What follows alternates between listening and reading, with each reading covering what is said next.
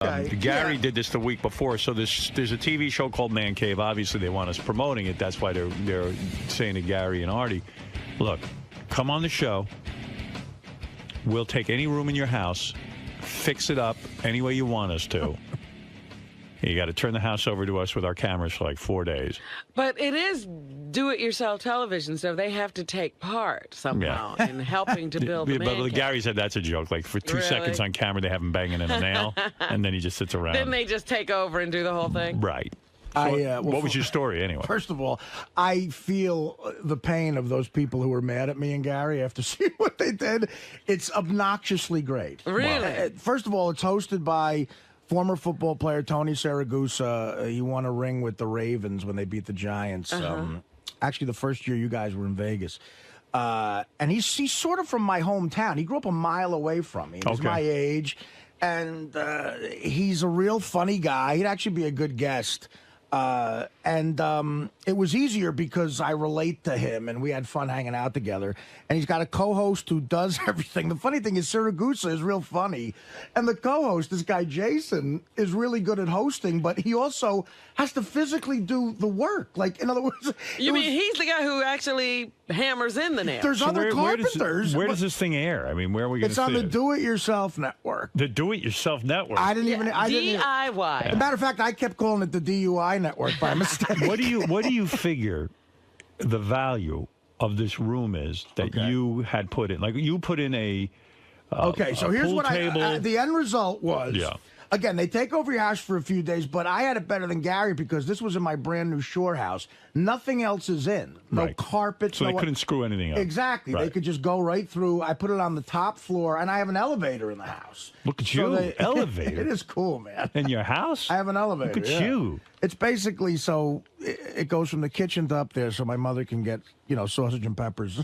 Up to you in the cave. Up to the man cave. Is there a way she can send up food without actually physically having to come up? Can she just use it like a dumbwaiter? Just stick it in there? Absolutely, yeah. Perfect. Why not? This is an elevator dumbwaiter. So with an elevator, you're planning to get really fat in this house. He plans to get stuck up on that third level. I got an enormous chair. It's like double the size of me, and I plan on eating until I'm stuck in it. Do you use the steps at all? Oh, no, I do. You do? Because the elevator is there, but it's kind of slow. How big is the elevator? It's not that big. It could fit 4 people nicely. Really? Wow. Yeah. Or just me. You have an elevator in your house? No. Look at you.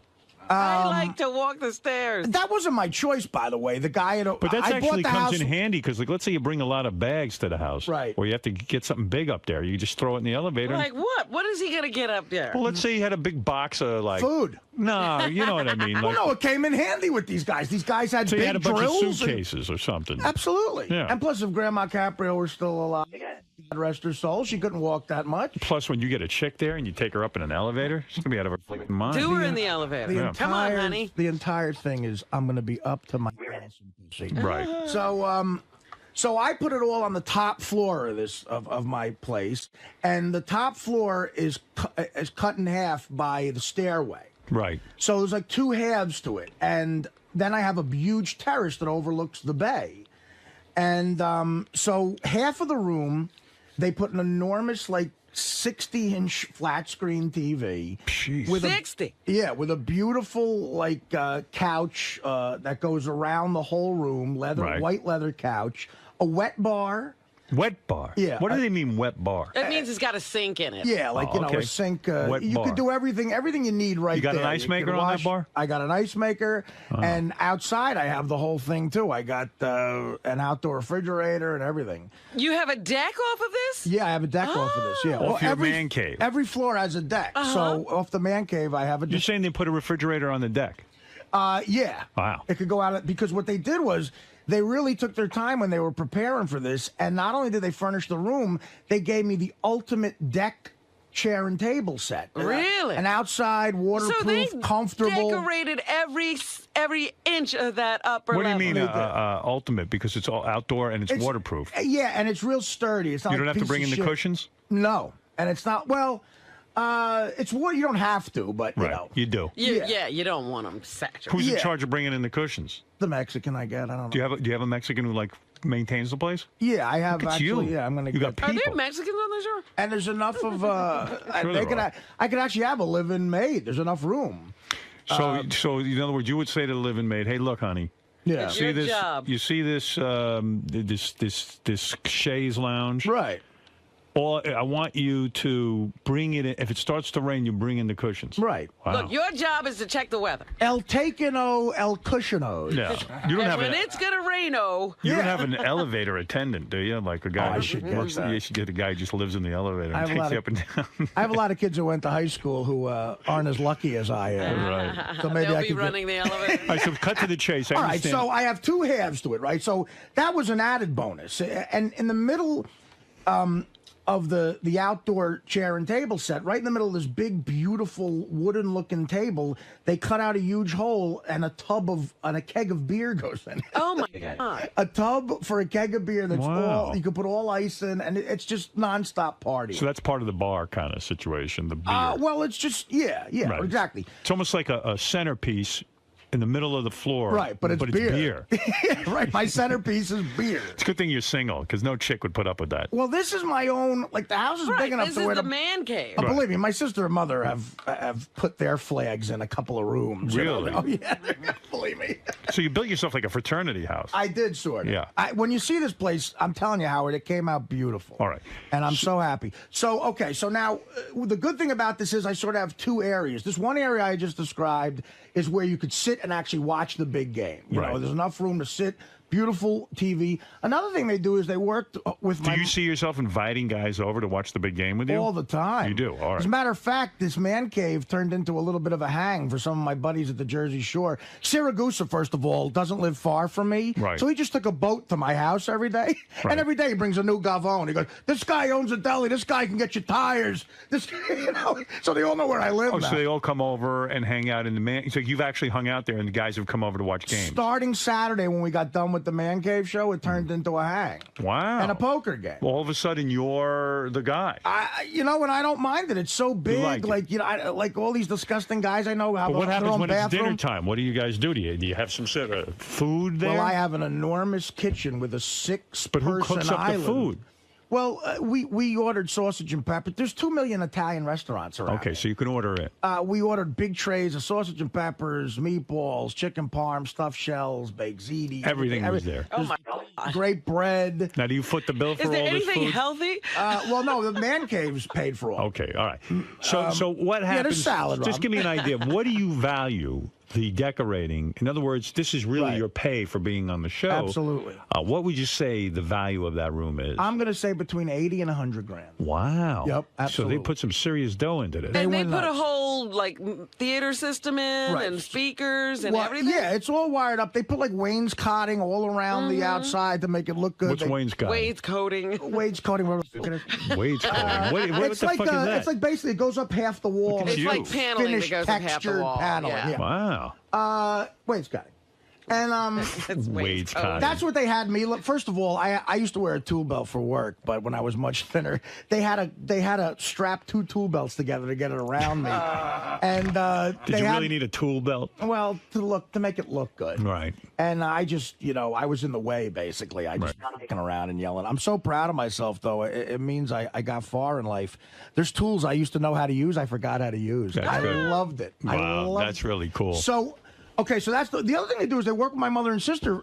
This was a surprise. They framed unbelievably professionally all these things that are sort of dear to my heart, personal things. Like they framed the poster for Carnegie Hall. Right. They framed the beer league. The Stern Fan Network made up this really cool beer league poster that they all commented on the movie. It's really nice. I have the article in the New York Post announcing that I got this job. I love. It's like my. So they framed that. They framed that. Wow. You gave them memorabilia, and they made it so it would look good in the room. It was also a surprise for me. So my mother and sister gave it to them, and they got everything right. Nice. It was like a big poster from when I sold out the Borgata. Just so you're surrounded So it's a by room of your career Exactly. also. And- You've never had a room to put these things in. Yeah. I finally have room. Yeah. Definitely. Yeah. Also, my first check I ever got in stand-up Framed. was $30. Right. And the great thing about this was I was 23 years old. I didn't have. I got choked up a little bit too, but I didn't have. You didn't cry on the show. No, I didn't have a bank account. when I got this $30 check. So I had to sign it, endorse it over to my sister, and my sister had to sign for it. Well, she had a job at Polo as a designer. And cashed the $30 check for me, and I remember I couldn't cash a $30 check at one point, and it just. Now, they told me they also framed a map of Delaware. Why was that? Then they put that on your wall. Delaware. Yeah, well, He used to drive to Delaware for his heroin. Right. That would have been good. That came up a couple of times. The eye rolling my mother was doing. Yeah, the eye rolling pictures. So the other part, because that's the first part of it. Okay. Wow. There's two halves. The second half is a beautiful, state-of-the-art, gorgeous, perfect-sized pool table. Oh, my goodness. Beautiful new. How big is this room? It's and this is It's only the half whole of it. level, What is right? it? You could fit in a TV, pool table, Yep. beer keg, Right. wet bar, Right. and That's all one side.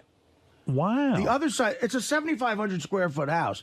Actually, I bit off a little more than I could chew here. I think I'll be doing stand-up for the rest of my life. Oh, geez. But no, it's a huge house. It's huge. I mean, this is some big room. Right. So. And when you shoot pool, do you bonk into the walls? You at all? don't need that. You don't got the You don't have to fucking, bunk into. No, you don't need the. We used to call it the midget stick. You know, Yeah. we don't need that. You don't need the midgets. Now it's the little people stick. You're right. 'Cause The we're more, midget stick. we're more politically correct. Like, Wherever I grew up, if some guy had a pool table, because in my neighborhood you didn't have a pool Right, table. yeah, you were hitting a wall. If you had a pool table, you hit every fucking wall. yeah. I mean, it was ridiculous. They'd cram these pool tables into these little tiny rooms. I know. And once you got the pool table in the room, nothing else could fit in the room. That's like the classic Honeymooners episode where he goes and shoots pool with his bosses. He says to Norton, he goes, "I'm telling you, Norton, if this works out, I'll have a pool table in my apartment." And Norton goes, "You'll have to stand on the sink to make a shot." So I got a beautiful pool table and also brand new pool cues. Like, Wow. it must have been $200 pool cues. Two of them. Beautiful sticks. Beautiful, brand new, like Wow. all green pool table. And they mount them on the wall?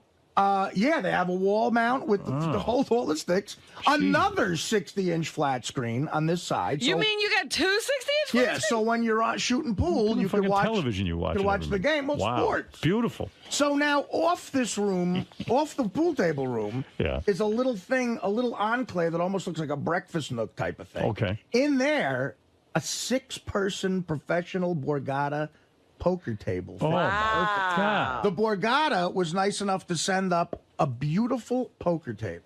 Does it say Borgata on it? It says Borgata on Wow. it, and right above it is the poster when I sold out the Borgata. The show you sold. Oh, they got the poster, The too. show you saw in February. Jesus. Well, And I when sold you out play- 2,800 seats. It was a big deal. And you played poker on there with Saragusa? Saragusa sat down, and Gary. Were you in heaven when you were playing the poker? Howard, this is a heavenly room. It's like, they all professional chips, all professional Borgata chips. Like you could have like a professional dealer come and work this. Here's what happened. Uh-oh. See? Listen to this. This guy's wheels are turning. Go ahead. Gary has children, so they couldn't. They got a lame jet guy. Right. For most guys, they get two gorgeous broads. So my surprise was two 20-year-old, one blonde and one brunette, cocktail waitresses at the Borgata that were only 10s, maybe 10 and a half. Right. Another really cute, solid 8 professional poker dealer. Oh, that's how you played. Right. So she dealt Texas Hold'em to me, Saragusa, my buddy Deej, my buddy Jimmy Palumbo. Everybody had dollars at the end. Yeah. Oh, these guys must have been beaten off. So, Howard, it's a room. And they were all, they probably all your buddies were like, naughty motherfucker, I hate you. Right? Yeah, there was a lot of that. Right. Even I hate you. And these chicks now, they also brought up a bunch of booze to put in my wet bar. So Look at you. They outfitted the wet bar with booze.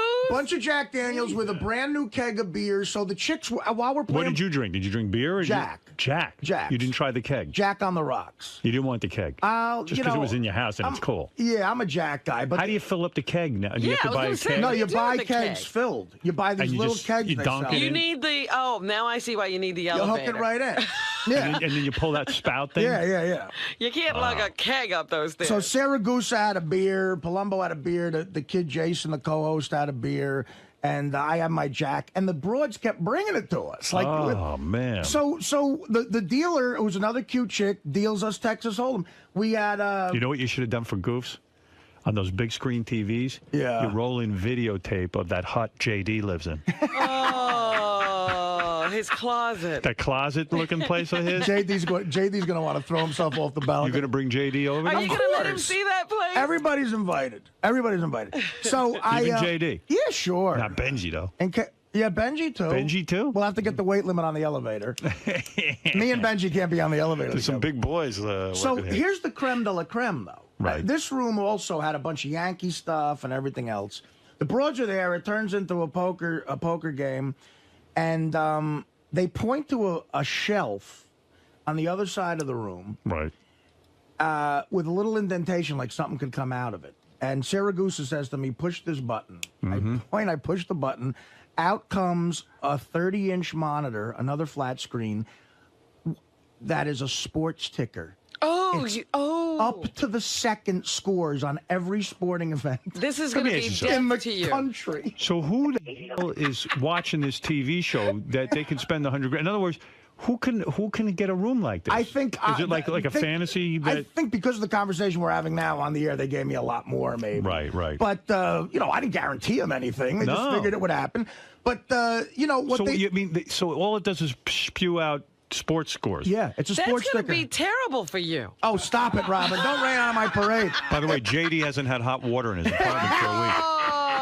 JD could sit in the Artie's sleep. bringing up kegs in the elevator. Right. JD could sleep in this house. I wouldn't even know he's there. That's a fact, by the way. I'm not making that up. He hasn't had hot water in a Really? week. Yeah, that's what he told me. Yeah, no, the government's worried about our merger. Right. But so it goes up and down, beautiful, like a sports ticker. Every score, you could bet a college lacrosse game in Oregon. I don't know if this is enabling But him. that's what I'm saying. That's going to be bad for him. I'm up 25 G's. So it's Queen for a day in a sense, but Yeah. for celebrities. What's amazing about the show Is everybody a celebrity who does the show? No, or do no. they do this for regular They people? do it for regular guys. That's the whole point of it. Yeah. Me and Gary were a way to sort of kick it off, I think, and promote it.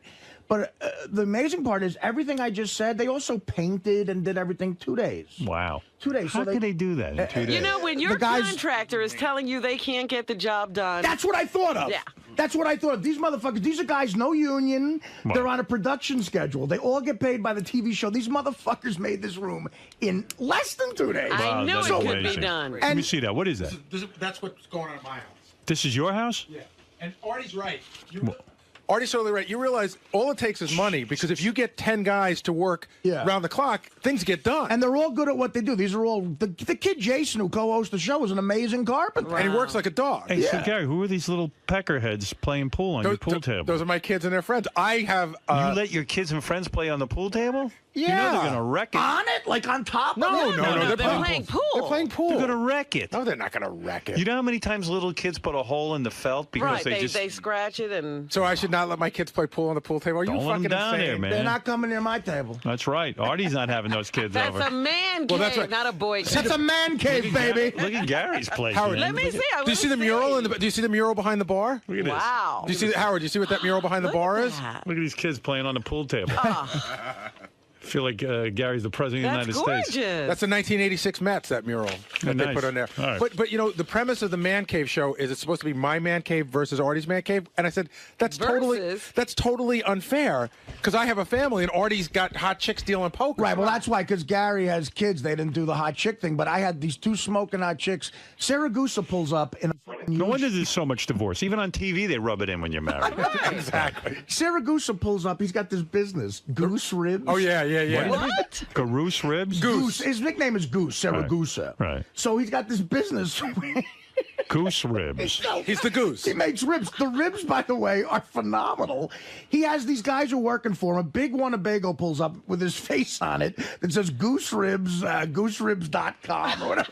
And they set up a whole tent and made ribs all day. Oh, my So on top of the goodness. sausage and peppers, every 5 seconds he's ordering more super sod. See, that's what you got to have going on at this house. That's right. You It's got to be party central. Every weekend you show up, order from Goose Ribs. Get them down there, get them making the ribs. Yeah, he would do that. Howard, you gotta And understand goose ribs and goose pulled pork are unbelievable. But You are going to be doing stand-up the rest of your life because you're going to have to finance this lifestyle. I my said, you God. know You what? got to get a dealer down there. You got to get the chicks serving the Yeah, drinks. you got to, you can't just have you dealing. You got to make it. Otherwise, it's not fun. Like You know what's going by the Hollywood. wayside? My place in Hoboken, I paid off like a typical Gindaloon. I got no mortgage. I'm selling that. Well, it's all going right into down there. So I got them. I told you. And who told? Hey, wait a second. Yeah, I want some you were going to thanks. buy a stupid house up in Who northern told Jersey. you to buy down there on the Jersey Shore? He was going to buy a house near his house. Yeah, near his apartment. Yeah. Thank you for everything. Thank Because you for it'll the be ability easy, to buy because it. I won't have to travel so far. I go, yeah, but what's the point? You're never going to go there. Right. Howard, this is the best house of all time. Really? and it turned into this guy. It turned into the first hang.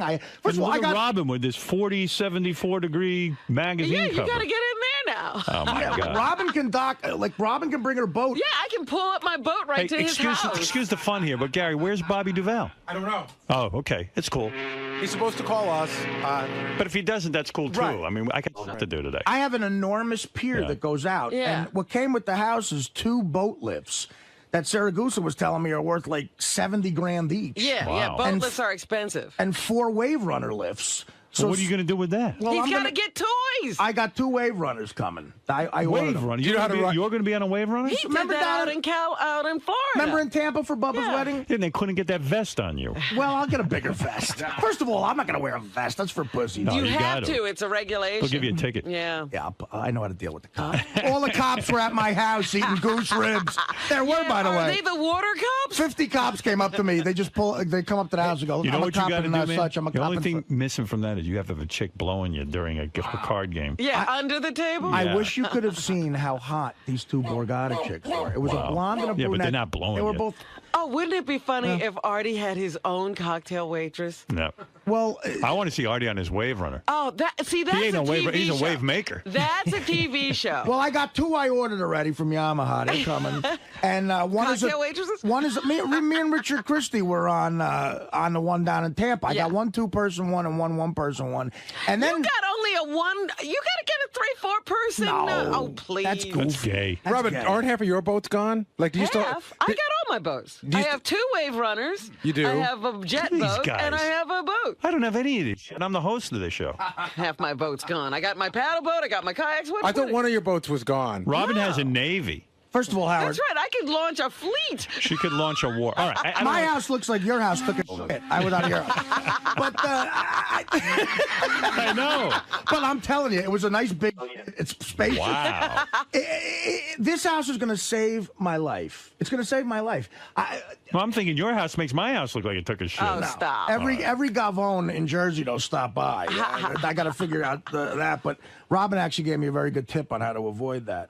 But so anyway, so then Saragusa pulls out an official New York Giant helmet, Right. signed by Michael Strahan. Wow. Who's one of the I respect him. He's banging Eddie Murphy's wife and blah Yeah, blah yeah. blah. He's making it. Hall of Famer, got a ring with them now, just retired, major player, probably a future Hall of Famer, I'd say. Yeah. And he signed the Giant helmet, and then they framed all these things about my father, and just it's just an unbelievable Well, job. congratulations, I mean, Ben. they Sounds really great. go all out. That is amazing. Do it on the Do It Yourself Network. Irish John. DIY. You're Look- on the look air in for, New Rochelle. Irish Man John. Cave.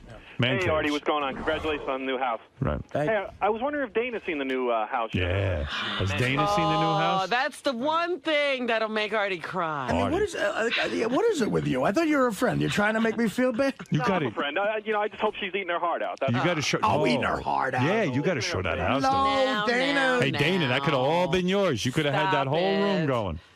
Artie'd have to have a dog. All you had to do is put up with Artie. Yeah, well, some people like their dog. Some people think the owner of this house needs therapy.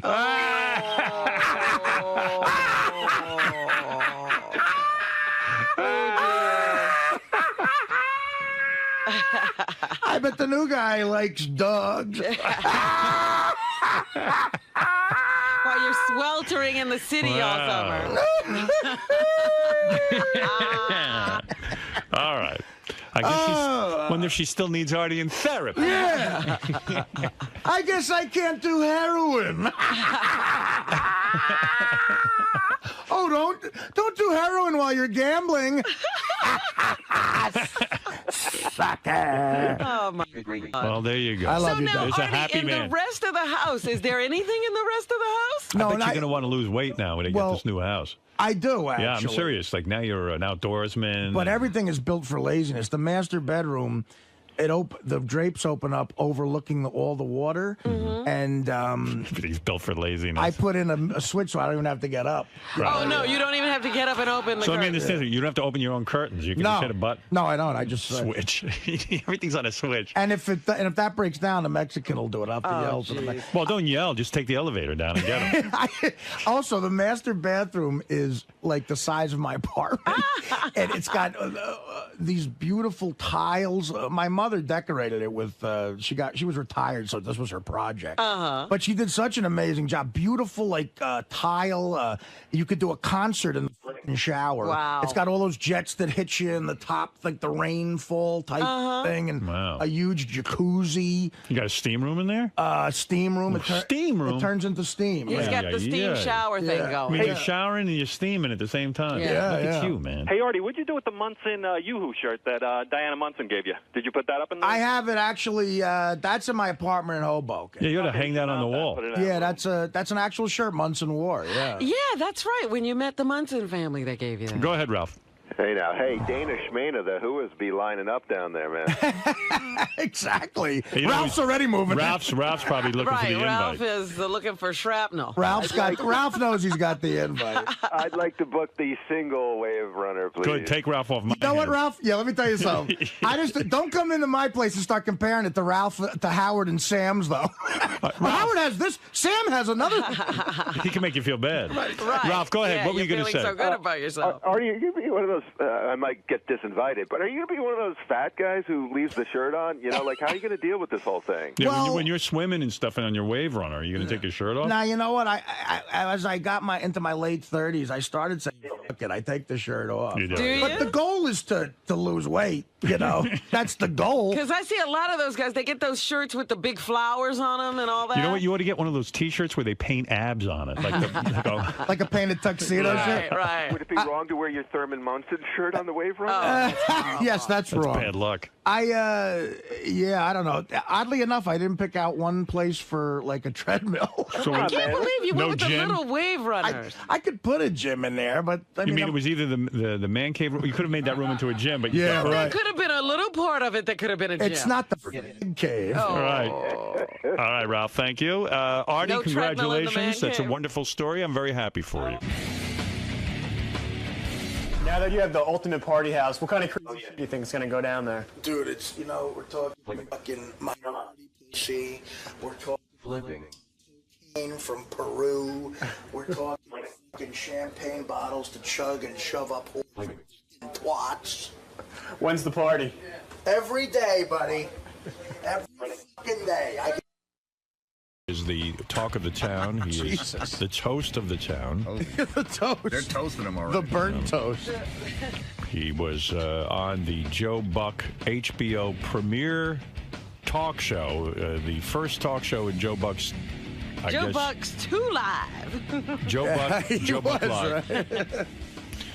You know, they're making a big deal about Artie's language on the show, and it's weird to me because, you know, they have the cat house, like prostitutes. But guys. HBO's schizophrenic like that. Yeah. You know, like on certain shows, you're not supposed to do it, and somehow you're supposed to know which shows are for cursing and which shows aren't. What about Sex in the City? Right. They used to. I mean, the stuff on that show offended me. But then they'll have No, it something didn't. like the Bob Costa show, which never had any cursing in it. I know, but they said okay. I mean, they said do anything you want. Well, I think they're schizophrenic in the sense that I think Joe Buck was going for more of a Letterman-esque kind of talk show where they talk sports and hang out. And Right, because if you watched it, it was the Costa show. There was never any cursing. I do believe, though, that these guys, when they booked you on the show, you know, sort of thought that you would be a talk show guest in keeping with your Letterman appearances and your Conan appearances and stuff like that. I think they probably were really blown out by the language, but nevertheless, They should have said something. They right. shouldn't have said "go to town." They gave me no guidelines. The guy, listen, I mean, this is what I mean. this is crazy.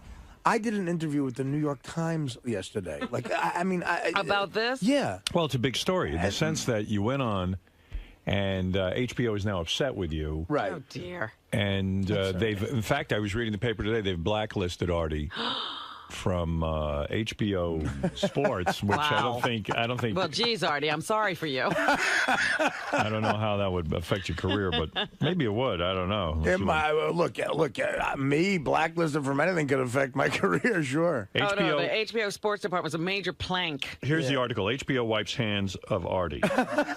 Artie Lange meet the HBO blacklist. Lange, Howard Stern's radio sidekick, is persona non grata at HBO Sports after his profanity-laced segment on Monday's premiere of Joe Buck Live. I tell you what, I never knew who Joe Buck was. Now I do.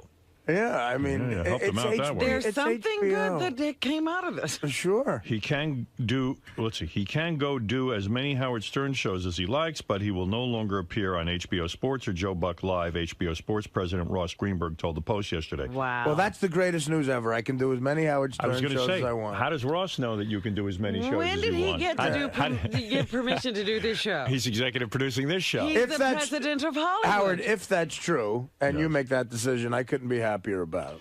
We don't have any interest in his world. That's a quote from Mr. Greenberg. You have your own world. Lange appeared with actor Paul Rudd, barely. Paul Rudd didn't get a word in. But they weren't trying. Did you see them struggling for words? No, Howard, they had a good time. They went, they both loved it. If you watch it, the crowd is guffawing. Like Michael Irvin is laughing. Like, look, I'm not going to say this about a normal appearance, but I have to defend myself. Like Jimmy Kimmel texted me yesterday. He said, "Dude, that appearance was epic. They should have you back on every night."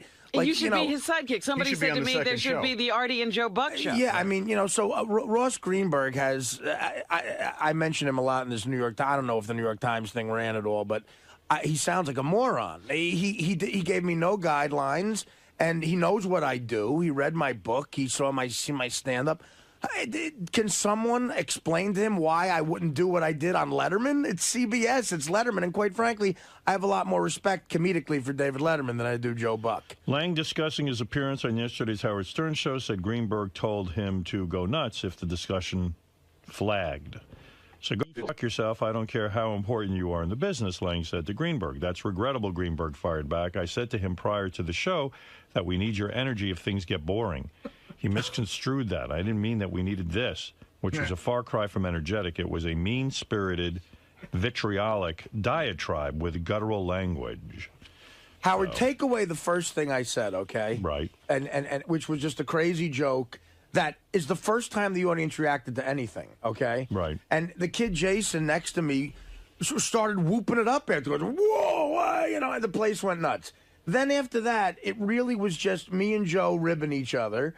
And I told a story about his father, and I mean that was really that's what I did, and everything killed. I mean, But look, I don't care if I'm ever on HBO ever again. Right. This is the show that sells tickets to there's guys who have HBO stand-up specials that open for me on the road. I mean, that's the truth because I'm on the Stern show. I mean, I don't care, Ross. I really just don't care. All right. Let's see. So Artie, who ever since he got off heroin is very energetic, appeared on a bunch of shows. He is Mr. Energy. No, Tim Sabian called me and asked me to call into Chris Russo. I wouldn't have done that. Well, you can do sports with Chris. Yeah, right. and I heard that, by the way. You heard it, Fred? Oh, yeah, I heard that, by the way. He's not your friend. Yeah, I know. I mean, Russo was, he was doing... I didn't think Russo was... I thought you might have overreacted to Russo, and I'll tell you why. I definitely think so, too. I haven't heard the whole thing. We'll play it now. He thought you weren't funny. So you say, well, some people think I'm funny, and some people don't. Okay, he had an issue with the language, too, and I just explained that I said, well, look, but Chris... you got so angry with Chris, it was like saying, who cares what Chris thinks, whether you're funny or not? Just be like, you know what? I thought I did well. That's the only person I answered Well, I to. was told that he was bashing me for a while. Well, that's what I was told. Tim said, you got to call in... Tim wanted you to react to what was being said. Well, Tim asked me to call in. And then Artie slammed this guy, Mike Francesco. Turns out Mike was defending Artie. You were on fire. Oh, dear. Well, I've been wanting to slam Francesco for a while. He gave me a bad tip on a couple of college games. Well, that's very understandable. So, anyway, let me play you the Artie. What was Artie busy with yesterday? Yeah, page. How many shows yesterday? I'm going to get you a bunch of clips here. What page is that again, Gary? The Artie page. Artie has his own page. JD page 1. Okay. All right. Here's Artie versus Mad Dog. What about that first clip? Can I pass on that one and just get right to pass on the first clip. Okay. Here's Artie versus Mad Dog. The two of them going at it yesterday. People guffawed laughing. They don't laugh. They laugh politely if they have to. People were barreled over laughing. Watch the tape. Artie, I'm a big fan. You were not funny. I'm sorry. Yeah, I mean, I'm a big fan of yours, Artie. I watched. You were not funny. That was not a funny set. That was not a funny 8 minutes. I'll tell you what, Chris, I'm a big fan of yours about sports, but you don't know shit about being funny. When you're funny, it's funny when...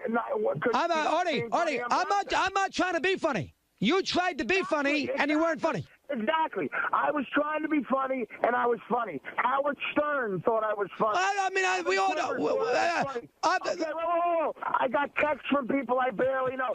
Jimmy Kimmel sent me a text saying that appearance was epic. It was the best thing I've ever seen. It was hilarious, and they're going to have you back. Every funny person I know thought I was funny. I don't give a fuck about anybody else. Chris, I love Billy Crystal, Artie, Billy Crystal didn't think you're funny, and Billy Crystal's better than Jimmy. And Billy Crystal is bigger. Billy Crystal is bigger than Jimmy Kimmel. And Billy Crystal did not think you were funny. Billy Crystal, let me tell you about Billy Crystal. Billy Crystal hates Howard because Howard busts his chops. Billy Crystal's funny, but he's an uptight prick. He's a politically correct, uptight bastard. He's an egomaniac. We've sent out Stunner and John to ask him questions. We play a tape. Oh, Howard's not funny either. I think Billy Crystal is unbelievably talented. Wait. Let me talk. I think Billy Crystal is unbelievably talented. His stand-up is unreal, but he's full of himself, and he's taking it too far. I'm a Yankee fan like him. Now he thinks he's Mr. Big Shot, Mr. Pretentious, Mr. I Meet the President. So I don't give a fuck what he thinks is funny. I give a fuck what my fans think are funny, and they thought it was funny, Chris. Artie. And I don't care if you think it's funny either, even though I'll listen to you talk about the Jet-Giant schedule and what the record's going to be, but don't tell me about being funny, and I won't tell you about... Well, no, but Artie, you need a guy. You tell me about sports. You're allowed. I mean, I don't say, well, I don't know. What does Artie know about sports? I don't say that. So why should you say that about me about why I can't judge a comedian? What, you're allowed to judge your sports and I can't judge a comedian? You're entitled to your opinion, but I don't respect your opinion about comedy. I tell you about sports, and a lot of times I'm wrong, and if you tell me I'm wrong, I'll believe it. Chris, I love you, man. You know I'm a huge fan of yours, but you're wrong about this. I was funny, and look at the audience. They guffaw. You can't judge. Michael, wait, Chris. Oh, hold on now. Let me get this straight. Artie, let me get this straight. I'm not allowed to judge your comedic value, but Michael Irvin can. Is that the way it's supposed to work? I can't judge it, but if Michael Irvin laughs, you must be funny. Michael Irvin doesn't know anything. Chris, you could judge whatever you want.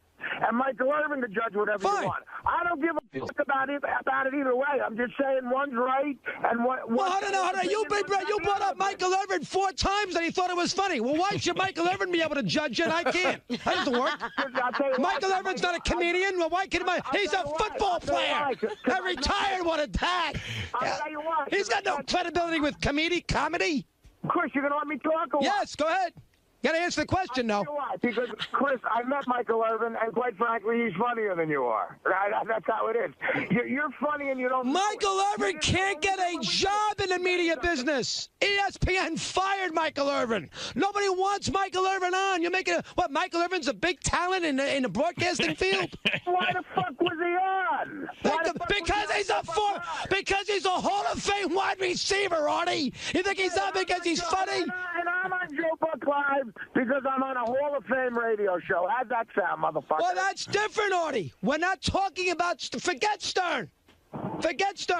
We're talking about your appearance as far as humor is concerned and about language and about all those things. How about going on, Buck, last night and use better language and not make everybody cringe in America? And being boring and nobody cares. Would you be talking to me right now if I went on and talked like Carol Burnett for an hour or some other fucking jerk off you think is funny like Bob Hope? You're talking to me right now because of what I did. Is Bob Uecker funny? Is Bob Uecker funny? Yeah, Bob Uecker funny? I think Bob Uecker's hilarious. Okay, does Bob Uecker use bad language? Off the air. No. In his jokes, does he use bad language, Artie? The answer is no. What the hell is he talking about? No. Chris, you're caught up in the 1940s, brother. I'm a Richard Pryor fan. I'm a George Carlin fan. I love Sam Kinison. I love guys who were on the edge. You don't. It's a difference. Howard Stern. And don't bullshit me, man. I used to listen to you and the Mike and the Mad Dog, and you guys would always talk when you were kissing Imus's old ass. You would go, oh, Howard works blue. I don't work blue. I grew up listening to Howard, man. I work blue. And Joe Buck knew that, and he got it, and the fans loved it. And today, people are talking about his show because of it. The one thing I don't understand, maybe you know this and clear it up, Artie.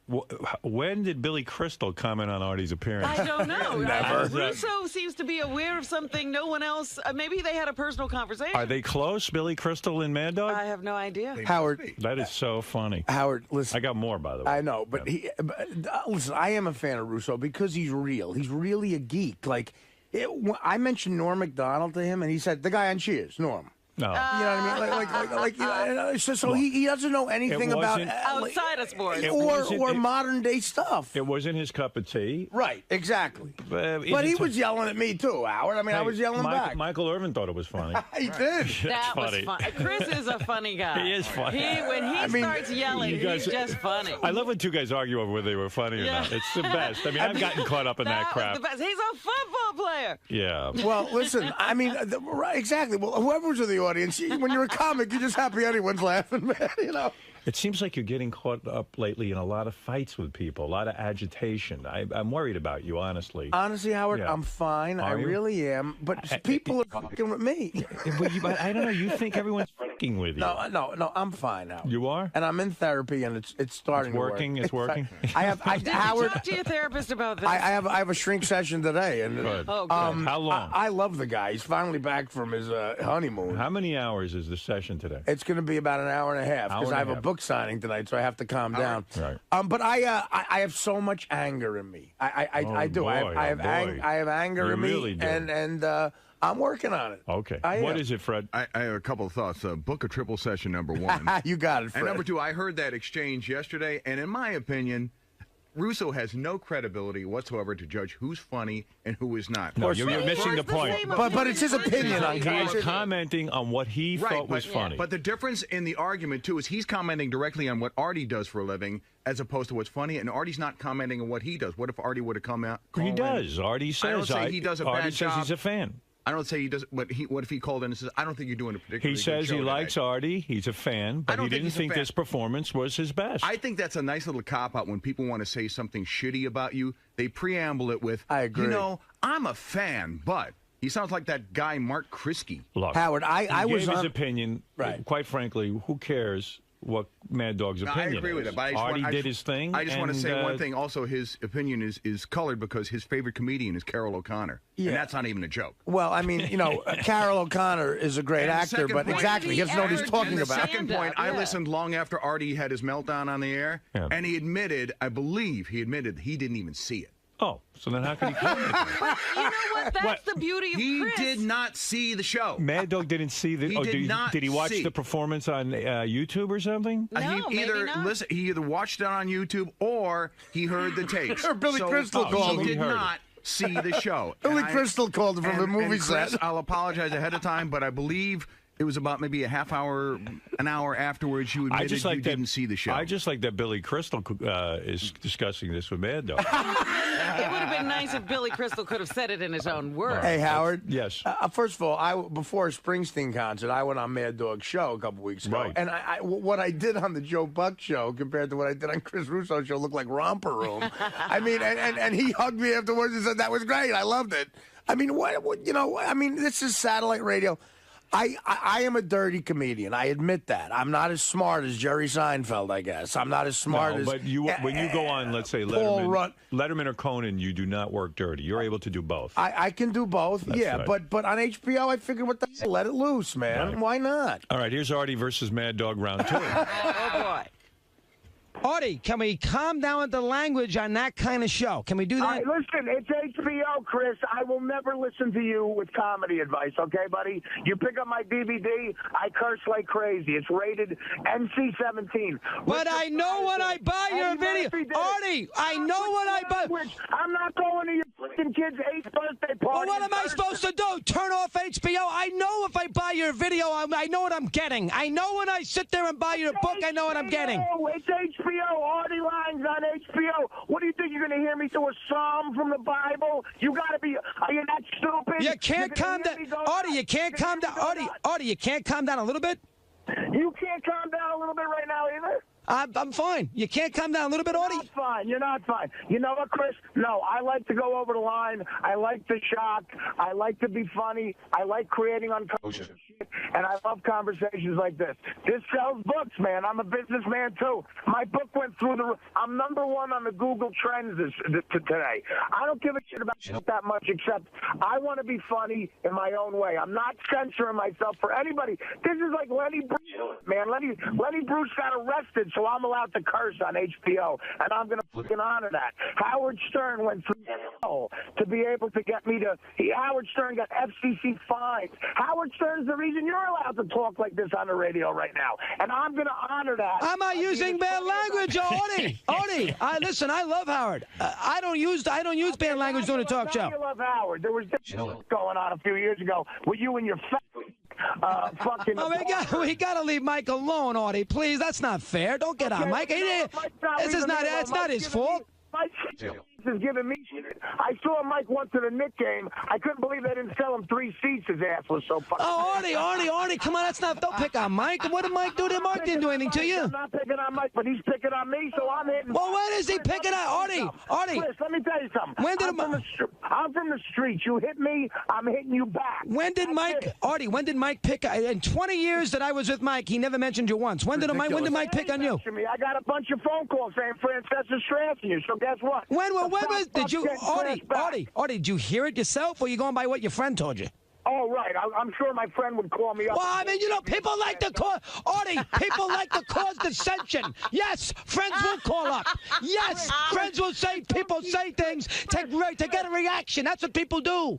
Chris, don't teach me about radio. I know people make it up, but there's no way. I guarantee you Francesca gave me shit, just like you're giving me shit. Not in 20... Artie. I give a fuck about Francesca. I give a fuck about you, so I'm calling in. That's it. I mean, I don't have proof, but you know what? Whether I have proof or not, Francesca... listen, here's what I'd say. Listen, one thing. Whether I have proof or not, Francesca still has a big ass. No, I mean, listen, a little heavy.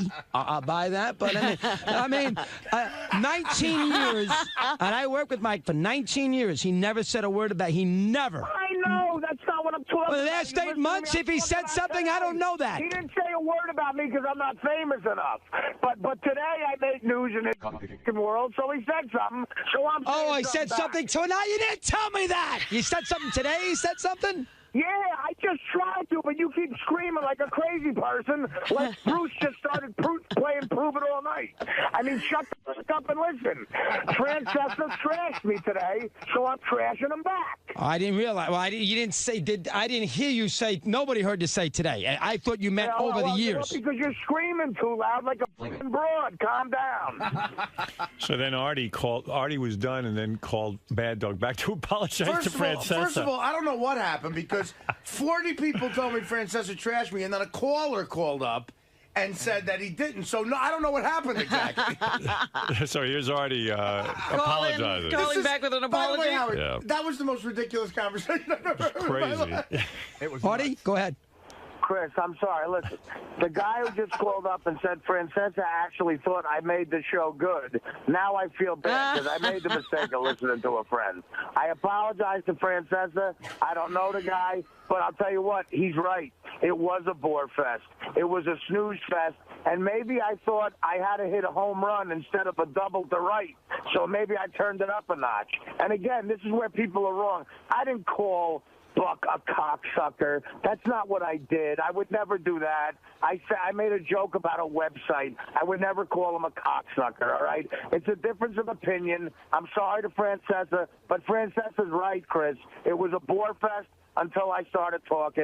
And I'll tell you what, I don't think I'm Richard Pryor. I know I'm not that good, but I do what I do, and I'm trying to make a living. I went on there, and I did it. And a lot of people who I respect, including Howard and Howard's honest, man. If Howard thought I sucked, he would say I sucked. Howard didn't even see it, right? Howard saw it and listened to it, of course. He saw it live, or did he see it after the show was on? No, he saw it afterwards. But he watched it. He watched the whole thing. And look at it. Chris, look at it.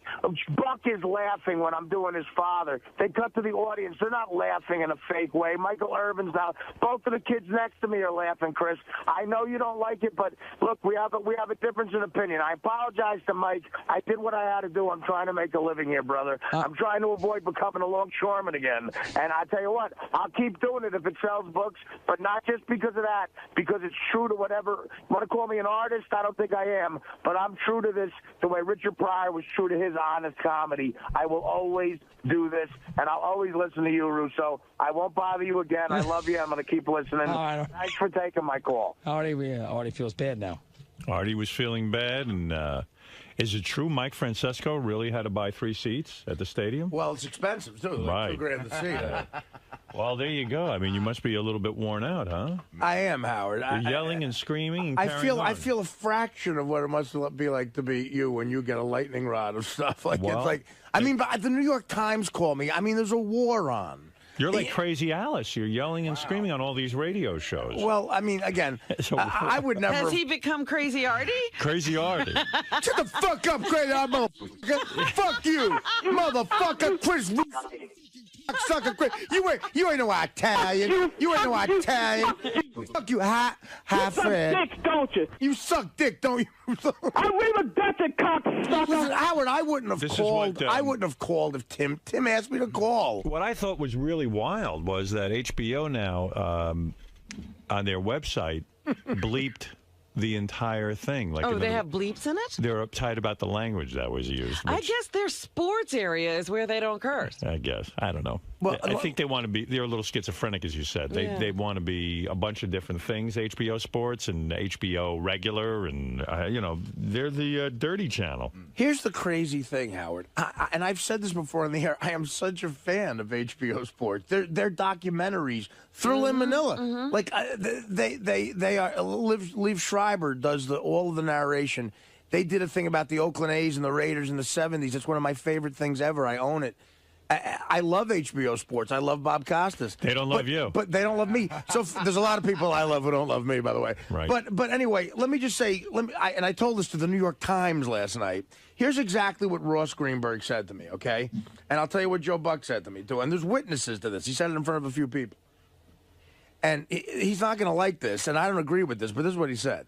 He said, look, Art, with a big smile on his face. Ross Greenberg. Okay. With a big smile on his face, he comes up to me and he goes, listen, man, if these two guys get boring, you go in there and put in some energy, and you're the cleanup guy, Right. And he said if these two guys get boring, Right. And Paul Rudd, who is a talented guy, and Greenberg claims that what he meant by I didn't say go nuts. Right. I said go nuts. That was right. He didn't say go nuts. He said Give if it these some two guys energy. give him some energy.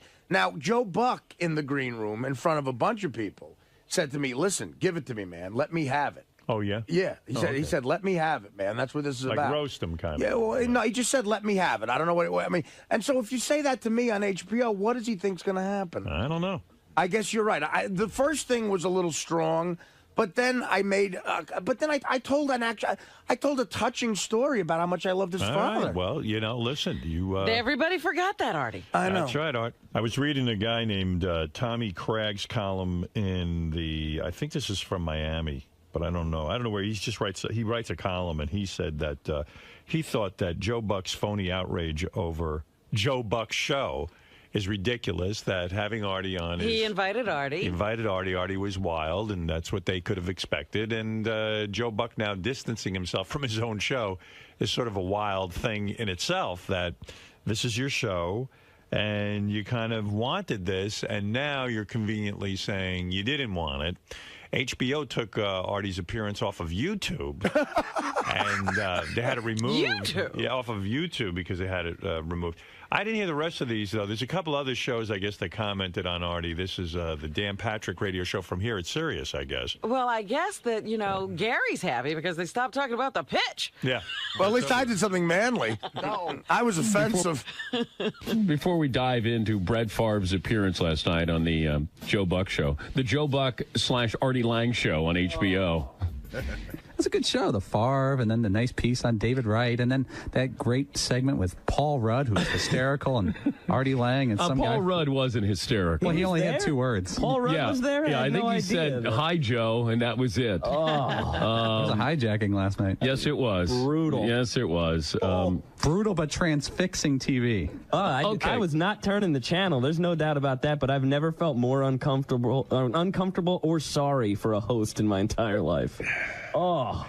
But what do you expect with Artie Lange? This is a comedian with Howard Stern, and Artie's off heroin, and if you listen to the show, Artie never shuts up anymore. He's got 1,000 things to say, and I think he probably got on and said, hey, you know what? This is kind of boring here. Let me liven this up. Exactly. He pulled a Howard, like when Howard did that to Arsenio Hall, and he's done it to other places, but they went to him, and the first thing he said to Joe Buck, I can't even come close to repeating on the air, but poor Joe looked like, I don't even know how to explain it. I mean, he was shell-shocked. Yeah, I think that and probably had his family there. That's a big thing. It's his first show. It's HBO. He wants to get into the entertainment field. And I can host one of these shows. And some producer in the back room in the early planning is like, you know what? Why don't we go a little crazy? Let's get a guy a little risque. How about Artie Lange? That Artie Lange, I hear all the kids like him. Yeah, it'll be great. He's edgy. Yeah, that'll be good.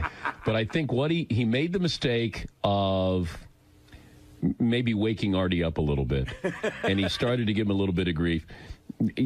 As a host, you got to be careful if you're going to pick your battles with a comedian, a stand-up comedian who's just going to fire back. I mean, Artie's used to doing this every single day of his life.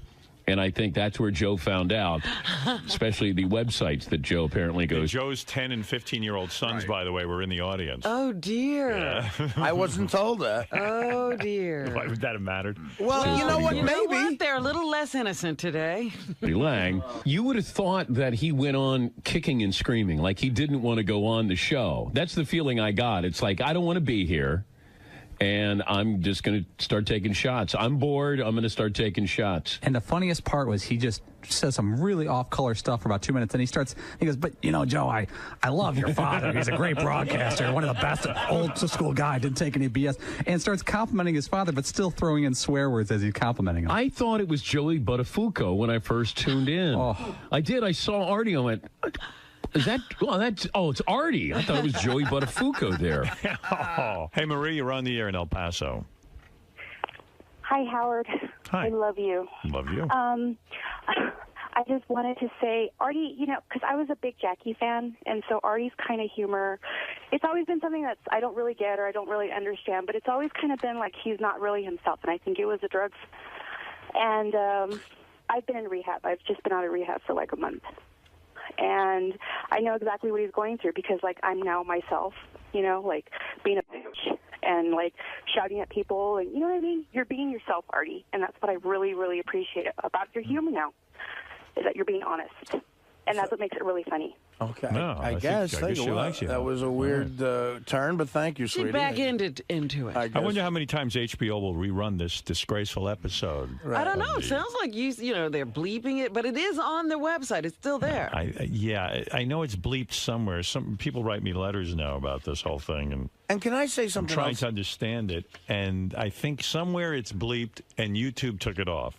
That's what I know. I don't know why YouTube would take it off, but. You know, they don't take anything off. HBO had it removed from YouTube somehow. They don't want people seeing the unbleeped version?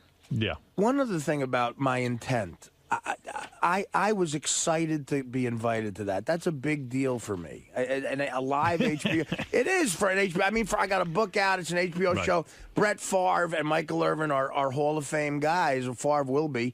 And, you know, I didn't go there to do anything but try to make the show good and be funny. Joe Buck was very nice to me. He's a big fan of this show. And I didn't go on and try to hijack anything. What was it like after you, like when you were leaving? Did he shake your hand? He shook my hand and said, great job, man. That was great. And, you weren't ushered out by cops or anything like that? I mean, look, every one of the crew guys hugged me and said that was the greatest thing ever. I mean, Joe Buck himself, what did Greenberg do? I didn't see Greenberg on the way out. I mean, I had to get up in the morning, so I left. Right. I mean, I didn't know I had to stay an extra half hour for the internet thing. I mean, I had to get up in the morning, but I stayed.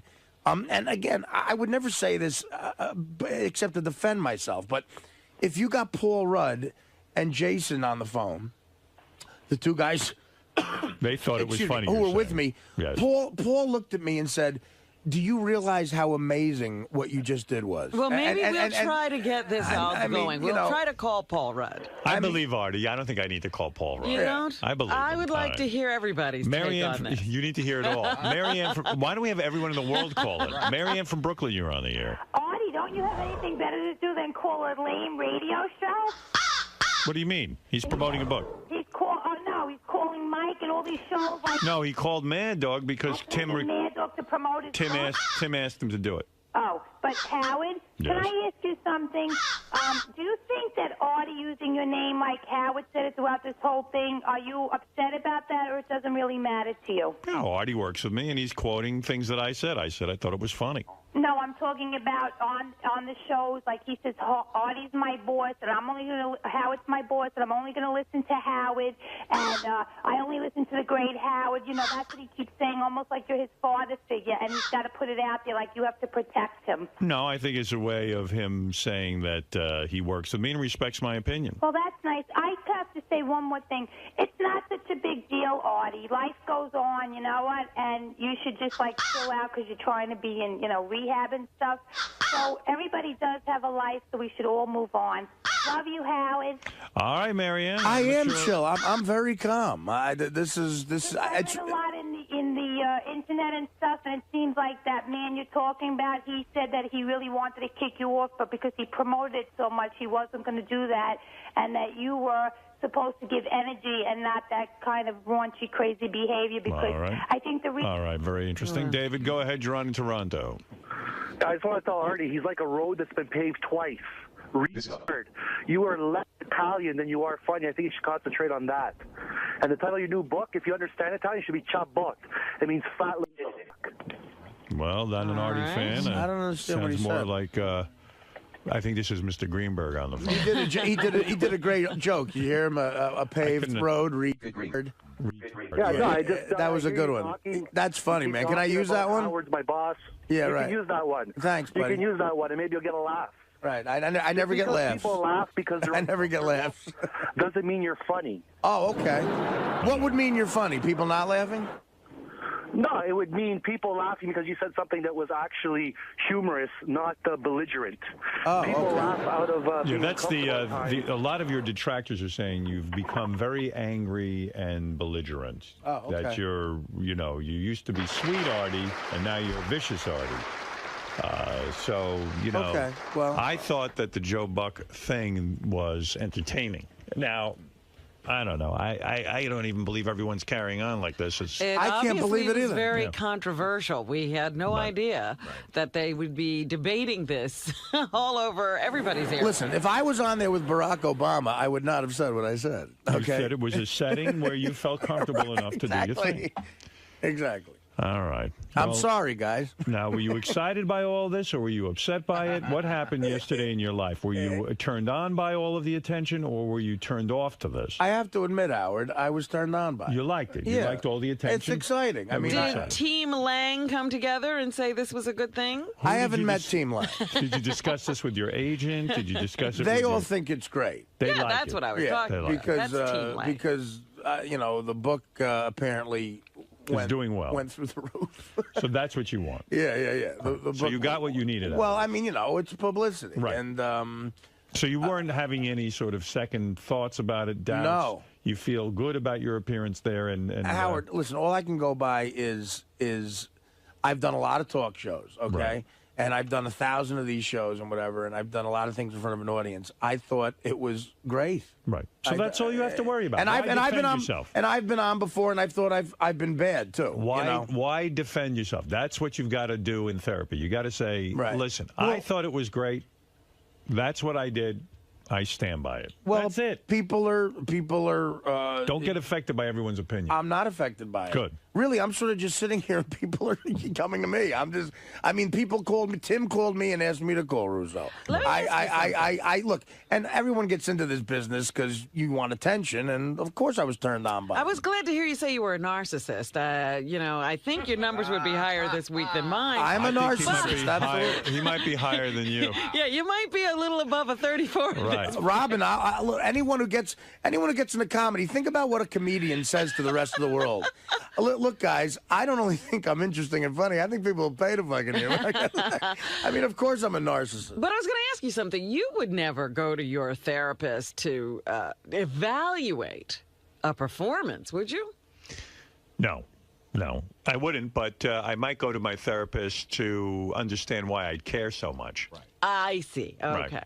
Right. In other words, when I go into therapy, I have had issues where I care what everyone thinks. Mm-hmm. And we get into that. Why care about... that's a different issue. I thought you were saying maybe you should talk to your therapist about, whether this was funny or not. And that's not what you're going to do. I think Artie needs to deal in therapy with a lot of issues. This isn't one of them. Right. What would he be talking about in relation to this, though? His anger, he is lashing out at anyone who criticizes him, which is understandable. Mm-hmm. But the anger is so off the wall. Crazy. Well, you know what? It's crazy that it's making his life like a little bit unlivable. And I would guess, if I may play shrink here, that all of this excitement, all of this fighting with everyone, all of this turmoil is keeping Artie from really getting to the things that bother him. Absolutely. Yeah. Well, He's keeping himself busy. You're 100% correct. Right. Something about that, though. I remember going through an anger phase. Yes, I remember that in phase. the few months that I did therapy. Yeah. And then cured yourself. Before I quit. Right. Before you declared you were cured. Yes. And that's one thing that happens. A lot of your unexpressed anger just rises to the surface, and it is a little bit uncontrollable at the beginning. Oh, it's horrible. And what is that famous quote by Richard Nixon, like, your enemies only win if you get mad, because then you destroy yourself. You know? And look, Howard's right. I have anger in me that's tremendous, and it's about a bunch of things. And thank God I found a therapist that I like. Like, I really like. I call him on the phone when I can't see him. If I'm on the road. So I'm working on it, man. I believe that you need to be in therapy 5 days a week for now. Okay. No, I'm not making a joke. I don't understand. Is it structured therapy? What are we talking about? It's a psychotherapy, I believe, that Artie is involved with. It's intense. And it's... But is it structured? Like, we see each other on this day at this hour? It's twice a week, based on his schedule and mine. Based on you don't have a set appointment? In the beginning of the week, he'll say, I have this day and this day, and I'll say, okay, let's do it that way. What about locking into 3 or 4 times a week at a set time? I'll bring that up to him today. Yeah. Okay. That would be the move, because I think you could, get through this a lot easier, maybe dispel a lot of that anger. I think he's in therapy. I think I'll get through a lot of money too. No. Well, that too. We can run through that. Hey, you're right. No, listen, getting better does cost money. If I could tell you, investment in you, if I could tell you what I spent on heroin, it pales in comparison. Way less. What'd you spend a week on heroin?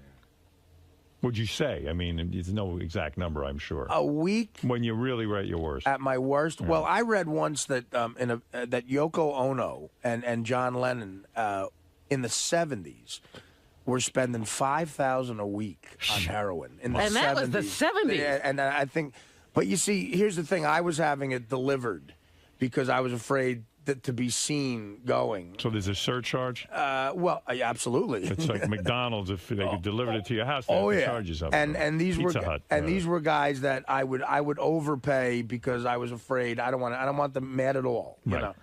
And I'll give you the most I ever spent in 1 week. Go ahead. Probably. You know what? I don't want to say it. I don't want to say it, not because there's a bunch of issues here. Oh. By the way, I mean, how often do you have to have it delivered? About twice a day. No, Is that true? No. A couple times a week. Right. Yeah. How long does the delivery person hang out? Do they just deliver and then leave? Like you don't have to hang with them. Hang out with them? Sometimes it gets uncomfortable. Yeah. Sometimes they use bad language. Sometimes Ross Greenberg will say, look, you're Artie's heroin dealer. If it gets boring, try to mix it up a little bit. And they completely misread him. Does the delivery person ever, like, once in a while, like, hand you the bag and then, like, pull it away real quick and, like, just fuck with you? No, they don't want to. They want the money, so they don't want to tease you with it. That doesn't happen. You're not in any mood to pull back the money, are you? No, I'm not. So when somebody, maybe let's put it this way, see if you can answer this. When somebody's habit is bad, like what generally would they spend a week? Well, here's the thing. I mean, 5,000 sounds incredible. I never shot it. Right. I believe John and Yoko were shooting it. You go through it way quicker. Right. So, yeah, I would say even adjusting $5,000 a week now would be a shitload of money to pay for heroin because heroin's cheap. Could you have spent $7,500 a week? No. No, not that much. He's saying he didn't go that way. He didn't go that way. It's cheaper. Well, it's like I never smoked cocaine either. Right. For some reason, I had these levels, and I was at parties where there was times you were afraid to go that. Yeah, because I would have level. lived in that bottle, and I was at parties where I was handed a pipe, and I just said no to that somehow because I thought that was another level. And if you smoke cocaine, the money just goes because then you just get rid of it so quick. Do you think you're insane? On some level, sure. You do. No, that's qualified. Are you insane? Do you think you're insane? No, I don't think I'm insane. In other words, do you think you have a death wish? Oh. Which would be insanity. I think, yes, I know that. Right. I think at one time I might have, but not anymore. All right, good. All right, well, that's good to hear. Well, listen, Howard, I tried to commit suicide. Right. So are you insane? No, I think I was at one point, but I'm not. Now you're listen, I'm not trying to be wah here, but the pain that I went through, the darkness of seeing my father the way he was so traumatizing to me. And my father asked me to kill him once a week. Right. And he was my best friend, and we did everything together. And when we played catch, my hand would hurt from how hard he threw the ball. And the last 4 years of his life, I had to wipe his nose. And it just it really was something I couldn't get out of my head. And I never went to therapy for it. And my mother always looked tired. She would set her while working. Let me ask you a question. Okay, go ahead. I mean, I'm just trying to answer Your father. No, I hear you. Your father exhibited a lot of bad behavior. Yes. You described a story that I thought was almost too outrageous to believe that he would, install, phony cable. But never did drugs or drank or anything, which is weird. And he never gambled. It was weird. Do you think a lot of your outrageous behavior is an attempt to be like your dad? Absolutely. It is. 1,000. Because you admire him so much that all of his negative behaviors you think are good. You could not be more correct. My father would tell me stories about how he used to fool around in school and get in trouble. And that absolutely made me want to do that. So you think? Wait a minute. So you think that being a real man is behaving outrageously or badly? Well, no, not bad. But you see, because in a lot of ways, I'm a good man, Howard. I'm not accusing you of being a bad man. You're a good-hearted guy. Yeah, but you think outrageous and bad behavior is manly. Is manly. Sure. In a way, there is. But I'm older now. I used to think that. I realize now, of course. I mean, listen, the stuff I do on an HBO show. Forget HBO. Right, okay. I'm not talking about HBO. I'm talking about You're talking about his life. Talking about your life. I'm talking about doing outrageous things. Stuff that you don't even talk about I think I'm mature enough now to realize that that's wrong. But for a long time, I thought that was what a man was. Absolutely. Let me ask you something, though, because we were on the conversation about insanity. Right. And insanity is not regulatable. That's right. Okay, you can't control. That's what insanity is. That's why I asked the question, because insanity means you're insane. It means, in other words, it means you don't have a choice. The only way that you can recover from it, if you want to call it a recovery, is to be medicated. Right, you have to be controlled outside of yourself. Absolutely. So you can't say today I'm not insane. Right. So you are. If you're insane, that's it. There's no cure. I was insane yesterday. No, there isn't. That temporary insanity defense. What do you think of that? That's why I asked you if you think you're insane, because... Well, do you think I'm insane? I'm not sure. I'm thinking that something's going on where my recommendation, and I don't say this lightly, the reason I said you should be in therapy 4 or 5 days a week is to find out what's really going on with you. Right. You should know what's going on with you. Right. In other words, you're an older guy with the heroin and stuff. That's dangerous stuff. I mean, you're playing with fire. I understand. And I love you, and I don't want to see anything bad happen to you. I really mean that from the bottom of my heart. I know you do, Howard. So the thing is that if you are insane, let's assume you are. They can medicate you. Right. And if they medicate you, you'll have a good life. There are many people I know in my personal life who are, mentally ill. And people go shocked when you hear, mental illness. Oh, blah, blah, blah. Yeah, let me hit fuzzy I don't health. want anything bad to happen to you. So if you are mentally ill, they should medicate you. If you're not, then you got to get to the bottom of this anger. But let me ask you something. Go ahead. Let me ask you something. Right, because you tried to commit suicide, and that scares me. But I tried to commit suicide because I had just done coke for 3 days, and I ran out of it. And so you might not be insane. I don't think I am. But taking coke for 3 days is insane. I know. But so everyone who does coke for 3 days, there's a lot of people who do that. I mean, and they're not all insane. I don't think I'm insane. I don't think I'm insane. Artie, sometimes the drug taking is an attempt at self-medicating because of course it of is. insanity. That's what I'm saying. Well, all right. That could be behind the drug use, But okay, and that's it could be. I'm completely not a doctor. understandable. Yeah, I don't know. I understand that. Right. But I'm not on any medication right now. Right. And for a couple of weeks on the show, I really was out of my mind, ruining interviews and shit. Right. And do you feel I've made an adjustment there? No. No? No. You've made some adjustment, but not Well, really. some adjustment. Not really. No, I don't think so. But some adjustment. Some. Right. Right. So I think you're having a hard time controlling yourself. I'm going towards the. Yeah. I think you're doing better. I just think that what I'm worried about. That's on my own. So, and I'm going to keep and listen. I will keep trying to do that. There's something going on though that concerns me. That in doing your own rehab, I think you're going through a tremendous difficulty right now.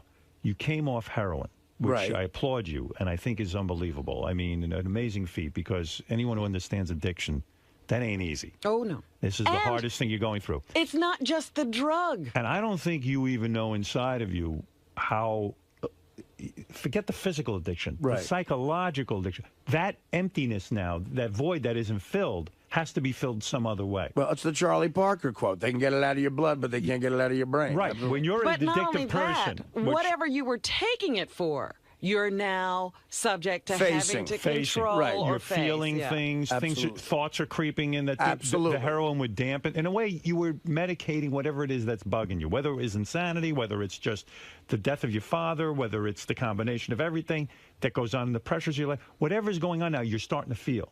Right. And I think That's a hell of a thing to have to go through on your own. I know I have trouble negotiating my feelings. That's why I'm there 3 days a week. I can't imagine what it's like for you coming off heroin. That's why I'm saying. Well, I am going. I'm going, and it's 2 days a week now. But I'll tell the guy I want more. I believe you, Howard. I'm telling you. I think that I'm worried because, listen, you're a dear friend. But aside from working with you, forget the work. I'm talking about you're a good-hearted human being and a good man and a funny guy and a talented guy. And I think that this is a lot of pressure you're going through right now. It is. And I recognize that. Thank you. But you got to get assistance. I mean, you got to find out what's going on inside of you, because no one can do that on their own. Very few people, so, unless you're, so self-evolved that you can figure out what's going on. And I'm not. And I'm not either. So I'm not trying to set myself as an expert. And there are some people who it's just a drug thing, and they just get off the drugs and they're fine. But if the drug was something to cover up something else. Sure it was. That's the hard part. Yeah. You see, let me tell you something. Well, this is why I enjoy therapy now, and it's working. Just this conversation makes me feel better. Right. It does, Because and I appreciate it. Right. Well, because people care about you. because it's with people I respect. Right. Okay, and I respect this guy a lot. Good. And God, is he a wise soul? And But here's the other thing. You also tend to turn everybody into either they're the greatest or the shittiest. worst. All right. He's a man. I understand. He's got expertise in this area. Right. He's going to sit with you. Some days you're going to hate him. Some days you're going to love him. Right. But he knows what he's doing. I know the guy's credentials. Yes. I was involved with that. I know the guy's address. You better know what he's doing. Right. He better, because there's a lot of money going on. Yeah, but as I said when you were first talking about it, it's a commitment you have to make to go through the rough patches and this lovely honeymoon. Right, this is a honeymoon going phase. on here. I went to my psychiatrist and I said, I can't fucking stand this anymore. I don't want to be here. I want to get out.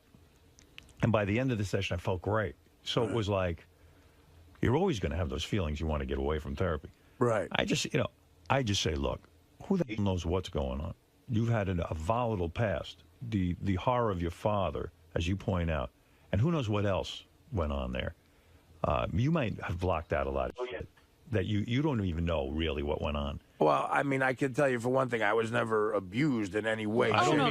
That does nothing. I mean, I know. I'm just saying. Me neither. I mean, look at us. Who's going to abuse us? No one's attracted to it. Abuse comes in many colors. Believe me, I wish someone would have abused No, me. I'm just saying. I just paid attention. And anybody can formulate an opinion on what you just said. I just want to make sure I was not abused. I'm not talking about abuse. Right. I understand. You know, and you're right. If anything, my abuse was people ignored me because of the way I looked. That was terrible for you. Right. I wish someone would have touched me inappropriately. I want to be abused. So anyway, listen. Right. This is a topic for off the air, but the fact of the matter is. So let's do it on. Let's do it on. No.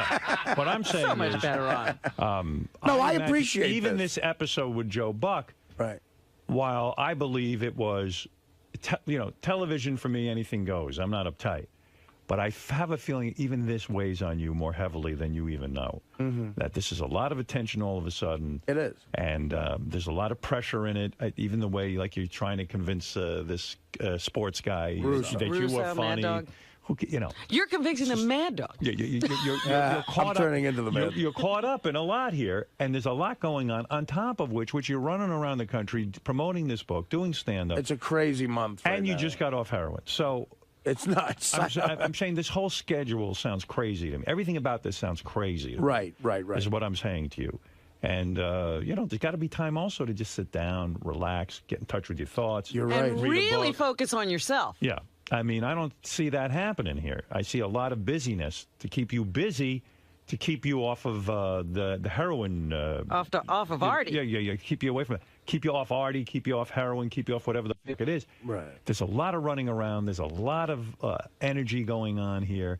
And I'm just, a lot of distractions is what they call it. And I hope the psychiatrist will sit with you and trying to sort of say, hey, Artie, slow down. Learn to say no to a few things. Well, that's what he said. He goes, because I called him from L.A., and he's like, where are you going? Like, I told him my schedule. Right. And up until July 1st, it is crazy. And even with this show, it's like not everything has to happen at once. Like I always say to Artie, this is a long haul.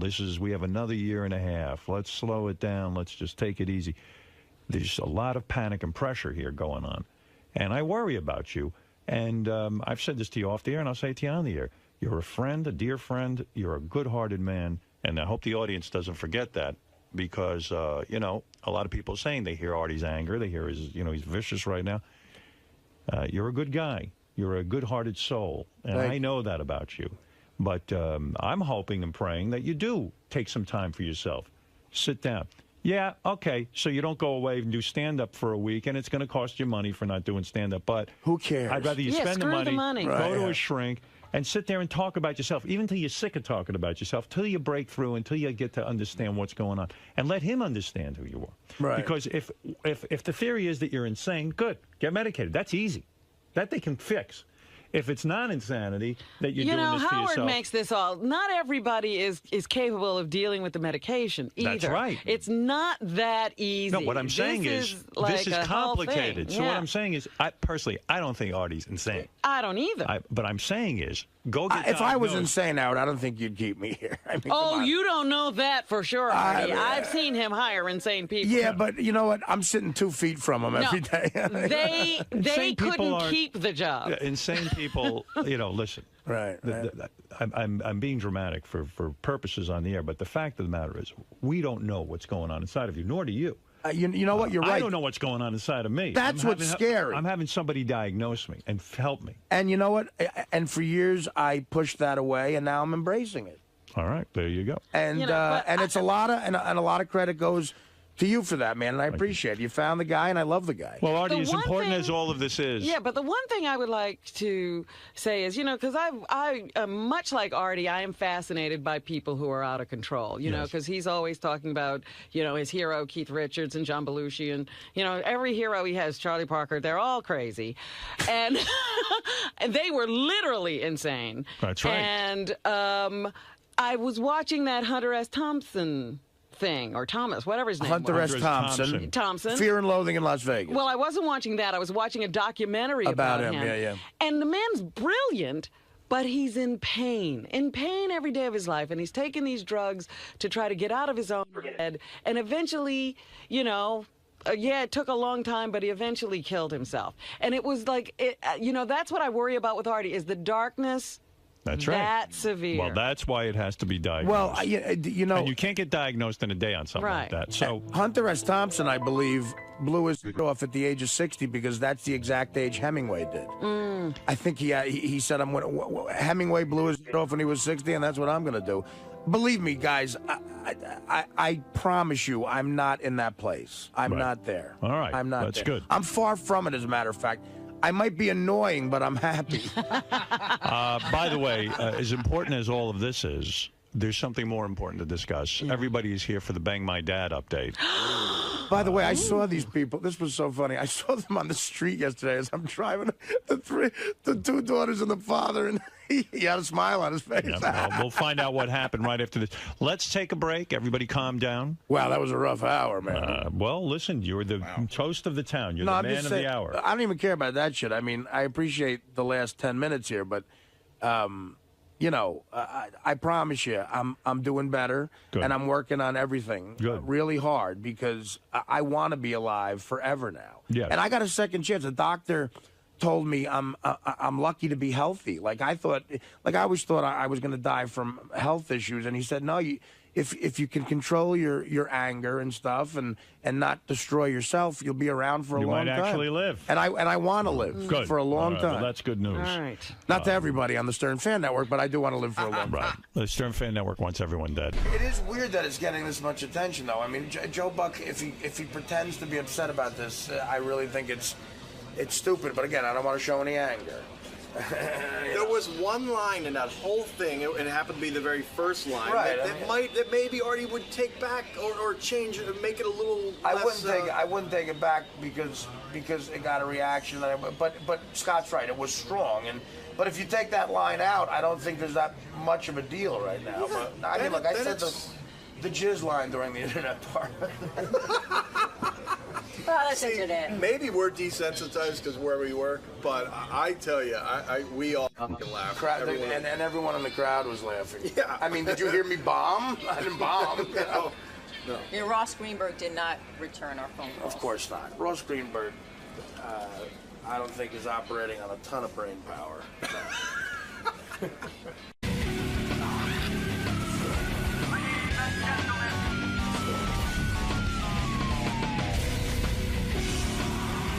Sean, good morning. Good morning, good morning. Welcome back. I am thrilled to be back. How you doing? I have lots of plugs, so I'm doing fine. What are you going to be talking about today? today? I forgot you have food. I would have spent money. Oh, look at, well, not bad. It's been gone. So what are you going to be talking about today? Jay, where are we going? Right here. I'm going to be talking about Melissa trying to adopt a child. Really? Yeah. And what about winning Celebrity Apprentice? Oh, we can discuss that. But I'm not going to say anything bad. Howard's going to win. You're not going to... No stories for Howard? Oh, sure, stories. But not about Donald Trump. I'm not stupid. No, of course not. Yeah, no. But, glad to talk about people. All right, John. Okay, good to talk to you. We'll see you in a little bit. Joan Rivers is here. She's performing stand-up this Thursday night at the Gramercy Theater in Manhattan. I can't wait to talk to Joan. Joan Rivers, of course, has been around the block. I'll ask her about the death of Ed McMahon. Yeah. Among other things. And how she killed him. That's right. I didn't know she killed him. That's an interesting well, fact. this is an interesting alibi. She's here. Right. Right. And okay. he died out there. Well, there's, you could hire somebody. Anyway, Joan Rivers also was just on the Celebrity Apprentice, which I have to ask her about. Didn't she win? Yeah.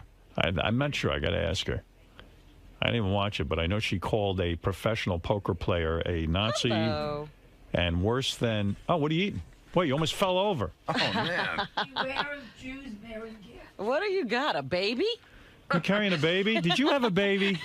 Yes, It looks like you're holding a baby. I had a baby. It's so wonderful. I'm so proud. What do you think of these women who are of advanced age and they go to these 60 doctors, years 60 old. years old, and they have babies? It's crazy, right? That's advanced to you. To me, that's a kid. Right, you wish. What are you holding there? Because it's making a lot of noise. I know. Joe. I'll get rid of it. I hate when people, oh, you're going to Howard Stern. Give me gifts. Who said that? Somebody give, but it's from God's Love We Deliver, so, which is my charity. I give to them. He can afford food, John. Yeah. I know, Don't but- bring me food. In fact, I contribute to God's love we deliver. That's what, I think it's an apron or something. Can I tell you something? I always go crazy if they send out a letter to me or send a gift. Give it to the people who need it. Thank you. I used to be of cystic fibrosis, and they would send me 69 roses, and I'd say, you know what that costs? You're right. Send it, keep it for the Can I tell you what I thought that was going to be when you were carrying it? I Yeah. thought it was Ed McMahon's. was he dead? He died, Ed McMahon. He died this Yes. morning. Did he leave me anything? I don't think he left himself I don't anything. think they cracked open the will just yet. He left you the Tonight Show. They need you back. How do you feel? God bless you, my darling. How do you feel about the death of Ed McMahon? I want you to think Truly? about this. Yeah, truly. Truly, he was the only one when Johnny Carson was a shit Right. and wasn't talking to me and putting out all these lies that he came over to me once in the Beverly Hills Hotel and said hello. He was a lovely man. I was reminding people of your Lovely history man. with the Tonight Show because a lot of people don't understand who you really are. Yeah, well. You were the greatest. You filled in. Let's remind people why you are the greatest. You used to go on the. No, listen to me. What do you mean? Why are you waving me You know off? this Who is all cares? written, and you planned for him to say this. You love when I say this. No, this is. I'm trying to refresh your own memory. I know you're a little Oiva-boodle. Well, this age. Listen to me. Listen to me. You're Goya Shakub. You understand Oiva-boodle? Yes. Right. Okay. So listen to me. Now you're sharp as a tack, but listen to me. The reason I'm bringing up this old history. You were a guest on the Tonight Show. You were so good. Johnny put you on as a guest host. Right. When you started to guest host, your ratings were higher than Johnny's. Right. And so they said to you, you're now the permanent guest host. You would have replaced Johnny Carson, but you moved to Fox. Because they had a letter out saying, here are the 10 people that can replace Johnny. And it was all men. I wasn't on it. And a friend of mine slipped it to me from NBC. So I left to go to Fox. So you're saying after all that went down and Johnny badmouthed you Yeah. and everyone was mean to you, Yeah. you are saying that Ed McMahon was man enough to come up to you somewhere and say, you know what, Joan, I don't feel this way about you. Yeah, But and please don't tell Johnny. And that Right. truly, to do that in public, Johnny was very vindictive. He was not this warm, fuzzy guy. He was a mean, tough killer. That's why he got what he got. Was Ed McMahon good? Was he a talented man? I think in what he did, he was brilliant. Right. In other He words, set the form for that, which is, look at these sycophants you have here. You know what I mean? These guys, they know how to kiss your Don't ass. talk to Howard that way. but you, in other words, How what you're dare saying you. is like Stuttering John, who used to work here, has now become the announcer on the Tonight Show. He had aspirations to be the Ed McMahon. You're saying it might not be as easy as it looks. Oh, it's not. You know, you got to know when to laugh, when to shut up, when to move over, when not to talk. Oh, it's not. Yeah, and you got to always be second fiddle and know your second fiddle. Right, and be satisfied with that. Shouldn't Ed have spoken out about you publicly rather than do it in a supermarket? He couldn't. He would have lost his job. He would have lost his job. Do you believe that Ed was worth $80 million? At one point, I remember reading that before all the wives and all that other stuff. Well, You know, there were we all wives know. in between there. So let's make it 40 million. You know, Okay, we all right. know already. It's a little high. Yeah. Yeah. But he also married one ass after, one little piece of ass after right. the next. He liked hot chicks. He liked hot chicks. He was trying to keep up with Johnny in that way. Yeah, well, And but he then did. he should have beaten them up. Did Ed ever try to... Right, that's right. Ooh, I forgot Did about Ed that. ever try to come on to you, to put his finger inside of you? Or if I may be Even my own graphic? husband didn't come on to me. Yeah. I am the only one. No, The you had thinnest your book- you had your slew of suitors. I had a few. I had Whatever. one now that just dumped me. Yeah, I heard you got dumped again. Got dumped again last Sunday. And how old was the guy? 75. Can you believe 70? I mean, you His look nurse had to good. dump me. I showed you a picture. 75-year-olds are dumping you? I just showed you a picture on David Letterman, and even David Letterman said, "Boy, she looks good." I showed a picture from my wedding. Yeah. I didn't see that. See, nobody does any nice things. Well, of course not. Why would they tell you I that? just wanted to do a sidebar. If you had said, "Here's Joan Rivers, doesn't she look like a pig?" I would have had 9 phone calls the next day saying, Howard Stern showed you a picture and said you look like a pig. No, even Dave said you look good. Oh, well, Dave, he's got cataract. And the look fact, at you talking. yeah, and the fact of the he still doesn't have you on, does he, Letterman? Never. Unbelievable to me. Yeah. Why won't Letterman have you on? You're so good. You were great on this Celebrity Apprentice. Yeah. Thank God. You And were- you won, right? I won. Yeah, you're I the won. victor. And ask me what I got. What did you get? Nothing. Nothing, because it goes to charity. Great. That's just what you need. Nothing. Nothing. Are you in financial trouble yourself? Are you? Sort of. You are. And I'll get back to this guy who Again? dumped you. Yeah. What is going on now? I wish I could say Bernie Madoff, but You don't even have that luck. Ruth. Ruth Madoff. Oh, Ruth. You went with Ruth. No, Joan, explain to me. You came out of You should've. bankruptcy. You worked very hard to get back to where you were. I live very high, Howard. I have know. a great life, and I live very high. What is high? I mean, okay, High clothes is- you wear. I spent my apartment is gorgeous. This outfit you're wearing is spectacular. It's This a great leather jacket. outfit. That's You expensive. own that apartment, though. You're not renting. I own it, but the maintenance is so high. There's only Yeah. 8 of us in the whole building.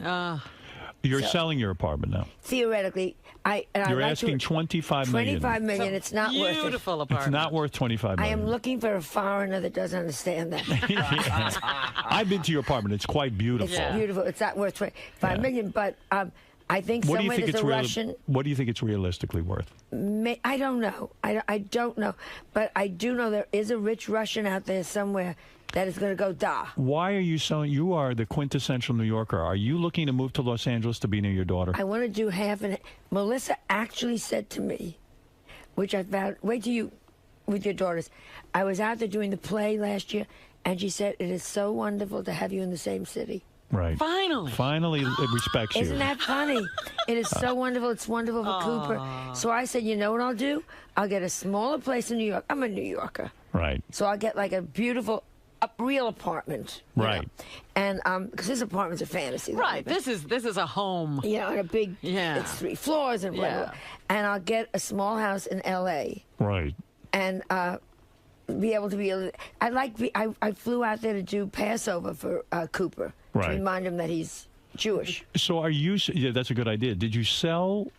I mean, is the idea that you're overextended, and if you I'm could get overextended. I think I have a house in Connecticut. I have foreign help up there wow, doing. They're there now, even though Yeah. you're not.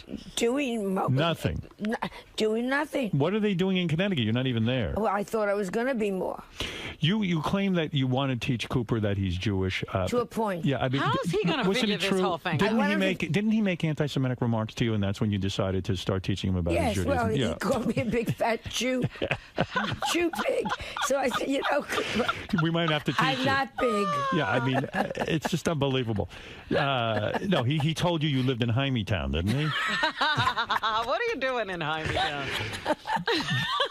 All right, get back to this for a second. I'm going to get to your finances in a minute because I want to understand how you went horribly wrong. I also want to talk about Melissa's adopting another child, we think. You're kidding? From Malawi? No, because we're so jealous of Angelina. With all suddenly, like, she's the big mother image. You're going to get a black grandchild? We're going to get a child from Australia, we think, from a click tribe. No kidding, a pygmy. Its name is...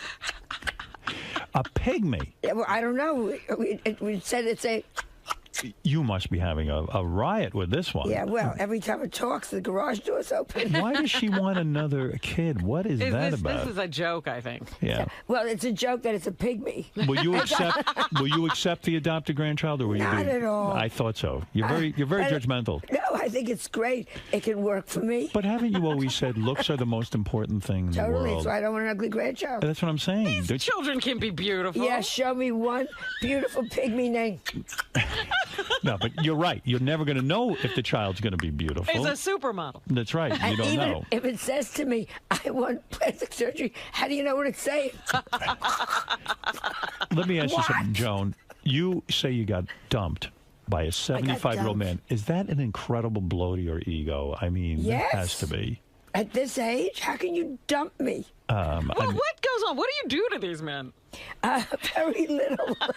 How did he dump you, and how I did he think tell when you? I was faking orgasm, I did it in the bad ear. Where did you meet He this couldn't guy? hear it. Where did you meet this guy? I was introduced to a friend, and we Right. had 2 amazing dinners. Right. Amazing. What makes an amazing dinner? I mean, Just you click, and even at this age, it's all just chemistry, right? And chemistry and and talking. would you kiss at your advanced age and stuff? Well, if the nurses could stand us up. Do you have a full-time nurse now? Yes. You do? Yeah. You really do? You're not joking? You're not kidding? She gave you up managers. Just get her a nurse. Yeah, that's right. Where does A your nurse stay? full-time nurse. Is your nurse always in the She apartment? sleeps at the foot of my bed. No, come on. I heard you have a full-time No, nurse. why would I have a nurse? I'm going to tell you. I'm not making that up. Why would I have a nurse? Yeah, I heard you have a nurse. Listen, Who tells you these I'm going to things? tell you in a minute. A nurse. You have a nurse. Howard. I'm telling you. Every 8 hours, this woman has to inject Joan with Botox. Joan has a live-in caretaker. No, that's called a housekeeper. Oh, is that what we're Obviously, calling this- it? Oh. Obviously, that's some serf that wrote that doesn't understand you have a housekeeper All right. So named Debbie. So your caretaker is a housekeeper. Yes. All right. So let me understand something. This guy, 75 years old, lucky enough to be going out with a superstar, Joan Rivers. And I was very charming. Right, I bet. And you were on good behavior. You didn't insult Great him. stories. You weren't sarcastic. No. No. And Sorry about his dead wife. so you go out 2 times with the guy. You go to dinner with him. Yeah, really good times. No sex, I would assume. At Not that point. yet. All right, not yet. Had he gotten your top off at least? Well, yes, but only in the restaurant. How do you hold out at this age? You ought to do it on the Yeah, table. Joan, I mean, on how the much first time do you date. have? Put out. Did you not have sex? I mean, there was no kiss. No. There was no So kissing? my friends Oh. all said, I was in town for 1 extra day. I was going to go to England. So my friends all said, call him and say your plane is delayed, which it was. Right. So I thought, and they say to me, like you said, you haven't got time to be cute. Yeah. You better hurry. Get to it. You're already coughing and sneezing. Yeah, right. I mean, love You is in the air. better- Seize it. Seize the moment. Seize the moment. Right. So I called him up, and he was so cold on the Oh. phone. Jewish guy? No. No. Well, you could never have gotten married. No, anyway. we couldn't have gotten married. What? And did you say to him, why are you so cold? No, I was so taken back that I got off the phone very quickly. And then you want to say, how dare you? All I was calling it was saying, my plane's late. Do you want to have a cup of coffee? And he was like, no. No. Why are you calling? I said, well, I'll see you when you come back to New York. Well, I don't know when I'm coming back to New York. I said, then you start doing. I didn't say when are you coming back to New York. I said, Wow. I'll see you when you come back here. Well, I don't know when I'm going. Oh, shut up. He turned into a giant. Turned to very You very. think sad. another chick was with him? Do you think that's what was going on? Somebody said another chick. Yeah, Another I hot was chick? an old hen. Another old hen? You think some old bag was with him? Some old bag was clucking around. What do you there. think you did wrong? Do you ever self-analyze? Do you ever get critical of yourself and Oh, say, I think I do everything wrong. I mean, you look glamorous as ever. Yeah, but then I open your mouth. I always go for the joke. I know. You don't know how to Can be you demure. ever just be? Can't No, be a you lady. can't. What is your problem? I don't know. Why can't you just lay off the freaking material for a few minutes? Because and I sit there see, like a lady. I see life funny. I know. I went to see Peter Pan with Prince Charles last week. Wow.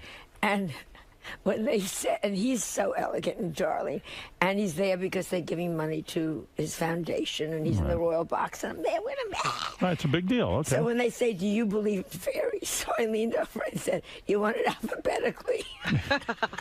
So, And he can't laugh. He goes, and let me role play a date. Pretend I'm one of these old geezers. Hello. Yeah. Is that the voice you put on? Let me hear your voice. Let me hear your sexy voice. Hello. Can I help you sprinkle your wife? I don't know. So tell me, Are you lonely? are you only when I'm having an MRI? See, that's the trouble. But I like that. I like a woman with a sense of humor. You run Celebrity Apprentice, and I never heard of half of these celebrities on Celebrity Apprentice. I mean, you're a legitimate, bona fide celebrity. Well, I was even surprised you agreed to do it. I wanted to see. You wanted the truth? I mean, you're a big deal. I wanted to. 2 reasons. One, Melissa did it with me, so she got to live with me for 5 weeks, which was great. All right, you love that. Love that. So to get Melissa to live with you have to be on TV. Be on TV. That's right. So we Great. got to be in the kitchen late at night together. That was Right. great. And the other thing, truly, I love challenges. You do. And they give you a challenge, and they say to you, When was the last time someone said to you, okay, Howard, go out, write the copy, take the pictures, get this done by tomorrow. We want a whole new slogan for Sounds exhausting. Chicken of the Sea. Right. And then you do it. And you like that. Loved it. That stimulates your mind. Yeah, loved doing it. Do you think your daughter likes you? I mean, the fact is, I don't know. I really don't know about this. She moved out to California. Well, she had to because come on. the ex-husband's in California and they split the children 50-50. Okay, all right. That's a good reason. No choice. All right, so you get on there, you like a challenge on Celebrity Apprentice, you get on, and you mixed it up with this professional poker player. And you even... Annie Douche. Who is she to make fun of you? I mean, I never even heard of her. I never heard of her. It became good versus evil. It was just, don't go there. But wait a second. It's not even funny. You said, I believe a professional poker player is like a dirtbag. I believe a professional poker player is... I understand what they do on the table, and that's great. But when you stand up from the table, you do not be duplicitous and sneaky. You know, everything that people do to play poker, to be a good poker player, is a bad thing in real life. What did she do to you? I didn't see the show. I mean, she just rubbed you the wrong way? No, it was always very two-faced, a lot of lies backstage, allegedly, a lot of... come to the boardroom all sweet. Meanwhile, has just done bad things. But you two were playing a game. She was using her game playing skills. To a point.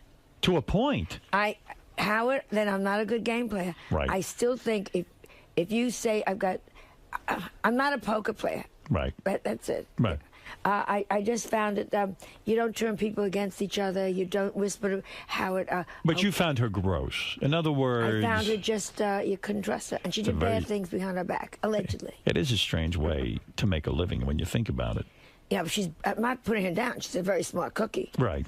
But would I have her to the dinner table? I don't think so. I see. All right, well, that's it. So now, you've been dumped by this guy, this 75-year-old guy. Yes. Who fixed you up with this guy? How'd you meet him? A very dear friend who said, I think the two of you get along. We did for 2 meals. And it was so nice to have someone pick up the check. I could tell this one upsets you. Yeah. She thought something was going to happen. Yeah. And this was a guy with money, huh? Well, I guess. Yeah. He picked up the check. Oh, that was nice. That was already a start. If I went out with you, I'd expect you to pick up the check. They all do. I know, it's terrible. Venus de Milo pushes it across with her chin. What? Now, you're a good businesswoman. You're you're constantly selling everything. Jewelry and schmatas. I mean, you're constantly look where I'm busy. going, which we're going to talk about later. I'll talk about that. But I don't understand what happened to you financially. How much money have you lost in this down economy? I lost a lot in this down economy. Were you mostly invested in the stock market?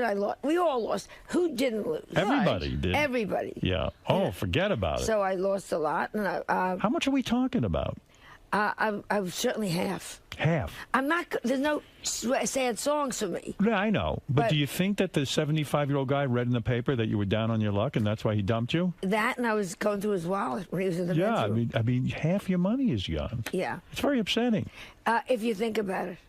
Right. But you're not downsizing because of money. I feel she's selling the apartment because of it. I'm selling the apartment because I truly would like to do half and half, and my accountant says you can't. I see. All right. Well, then I have an accountant that, those kind of things that, you can't, you're overspending. Why not sell your home in Connecticut? I can't sell Connecticut. It's the most beautiful house. Why can't you sell it? You mean nobody's buying second houses? You're kidding me. Nobody. You have it on the market and you can't sell it. Have it on the market for a year, not one person has seen it. Wow. Even come to look at it. And it's beautiful. It's fabulous. Well, she always lives in a fabulous place. It's fabulous in a Connecticut way. Aren't there some rich people left in this country? I'm talking to them. Yeah, I ain't buying. I can see the two of you in a little love nest in Connecticut. Please. 84 acres. You ain't the only one who got killed in the stock market. So Comedy Central is going to roast you. They're roasting. Are you going to be able to take that? I mean, it's going to be vicious. Oh, come on. She's very sensitive. But she can give it back. Yeah. I mean, come on. But it's going to be Who's roasting you? Kathy Griffin. So that's going to Do be you like her? I adore her. I like Kathy. Adore her. We're literally good friends. Yeah. We have dinners together. You know what I mean? You do. You sit and have girlfriends. Dinner. What's off limits at your roast? Everyone has off limits. What can't they joke about? Yeah. I said off limits. Really nothing. What are they going to do? Plastic surgery jokes. We've heard them. All right. Husband suicide. We've heard it. So they can make fun of Edgar's death? Of course. Well, I do. They can make fun of your plastic surgery. Can they make fun of Melissa? Not where she can't answer them back. Is she going to be there? No. She is not. Oh, then we can't make fun of Melissa. But we can't, if she's not going to be there to answer her back, how are you going to make fun of her? Do you want to come on? No. Robin? Do you want to come on? Hell be the no. butt of those I'm not jokes. going to. Artie will do it. Oh, Artie will do anything. Artie loves to roast. Artie's at my doorstep every night, and I've been saying I want Artie. Yeah, Artie's asleep. Leave him alone. I'll leave him alone. Yeah, right. He went to God bed. bless him, he's inside. That's right. He's working things out over there. So, anyway, so you will be able to handle it. Now, first of all, you can see Joan performing stand-up this Thursday night at the Gramercy Theater in Manhattan. I did mention that earlier. Yes. Also, for tickets, go to spincyclenyc.com and see Joan host How'd You Get So Rich, premiering August 6th at 9 p.m. on Oh, TV that's Land. right. You got a new show coming Now, what is that going to be? That's you're going to interview rich people about how they got rich. It's we've done it already. 6 are in the can, and what I wanted to, I'm so tired of people. Oh, I can't get. I'm so sick of this whole group that says they can't do it. So we went out. We found people that got rich in crazy ways that could happen to you. Right. And they live so differently. Each person is so different. How do people get rich? The people. How you about the guy interview. that invented the slanket, which is you put your arms through the blanket? Yeah. Is that selling He that was big? high in his college dorm room, Right. and so they cut holes in his blanket. And then his mother sewed sleeves on, ha, ha, ha. And then they gave it to an uncle they didn't like for Christmas. And the uncle called up and said, I need 6 more for friends. You're kidding. And it's called a slanket. It's called a slanket. Is he a billionaire? He's about $70 million. $70 million. About. And how he lives and what he spent it on. What do you spend it on? Different things. You know, some of them buy islands, some of them buy Maseratis. Maserati Shows you how I'm cars. into cars. Yeah. But it's interesting. I love to hear these We success have stories. one great guy down in New Orleans that still lives in the house, owns like a job, but owns New Orleans. You know what I'm saying? But he still From lives in- nothing. Lives in the same house That he and grew doesn't up have a in? maid that he No. grew up in. So everybody's Why is that? so Is that good. a sickness? I think he's just darling. I loved him, Blaine. Loved him. And he owns half of New Orleans, and Yeah. he won't spend a dime on It's himself. not that he won't spend a dime. He's comfortable in his home, and he goes to his neighborhood bar. Then what's the point of having all that money? Give it away. Well, what do you think I was nice to him for? Right. Give it to you. Oh, Blaine, I You could said. use it. So, all right. You got the show, How'd You Get So Rich? I feel you're on a roll, kind of, career-wise. Yeah, I guess. Comedy Central will roast you. Yes. And you don't On get paid for August that, though, 9th. do you? You get something, I guess. You get a little They something. always say give it to charity. Yeah. Right. And, you know, a lot of people don't know this about Joan, and I've never told this before. Do you know that her father tried to have her committed to Bellevue? Yeah. Because she was going to become a stand-up comedian. Wow. Do you realize when Joan became a stand-up comedian, women did not become stand-up comics? That's right. It didn't happen. When you see girls today like Sarah Silverman, right, and you see them thriving, the girls on Saturday Night Live, Kathy Griffin, do you ever say, those bitches don't even know how hard I have it? You know what I really say? What do I you- can still take you.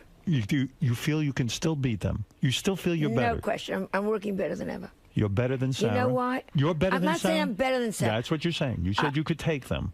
Yeah. In other words, when it came to a comedy fight, you would win. I think I would win. A showdown. And I adore Oh. Sarah. I don't mean this against Sarah. I think she's genius.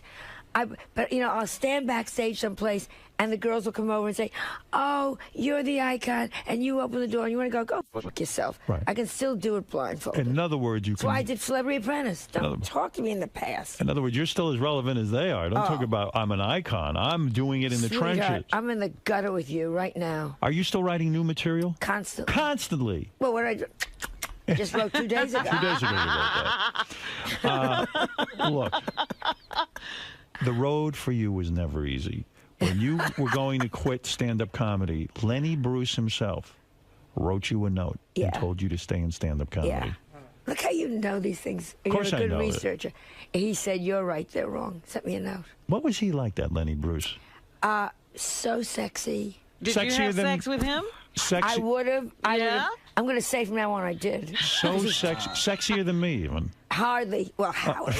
You know, Well, when you- not now. You're in the Hall of Fame.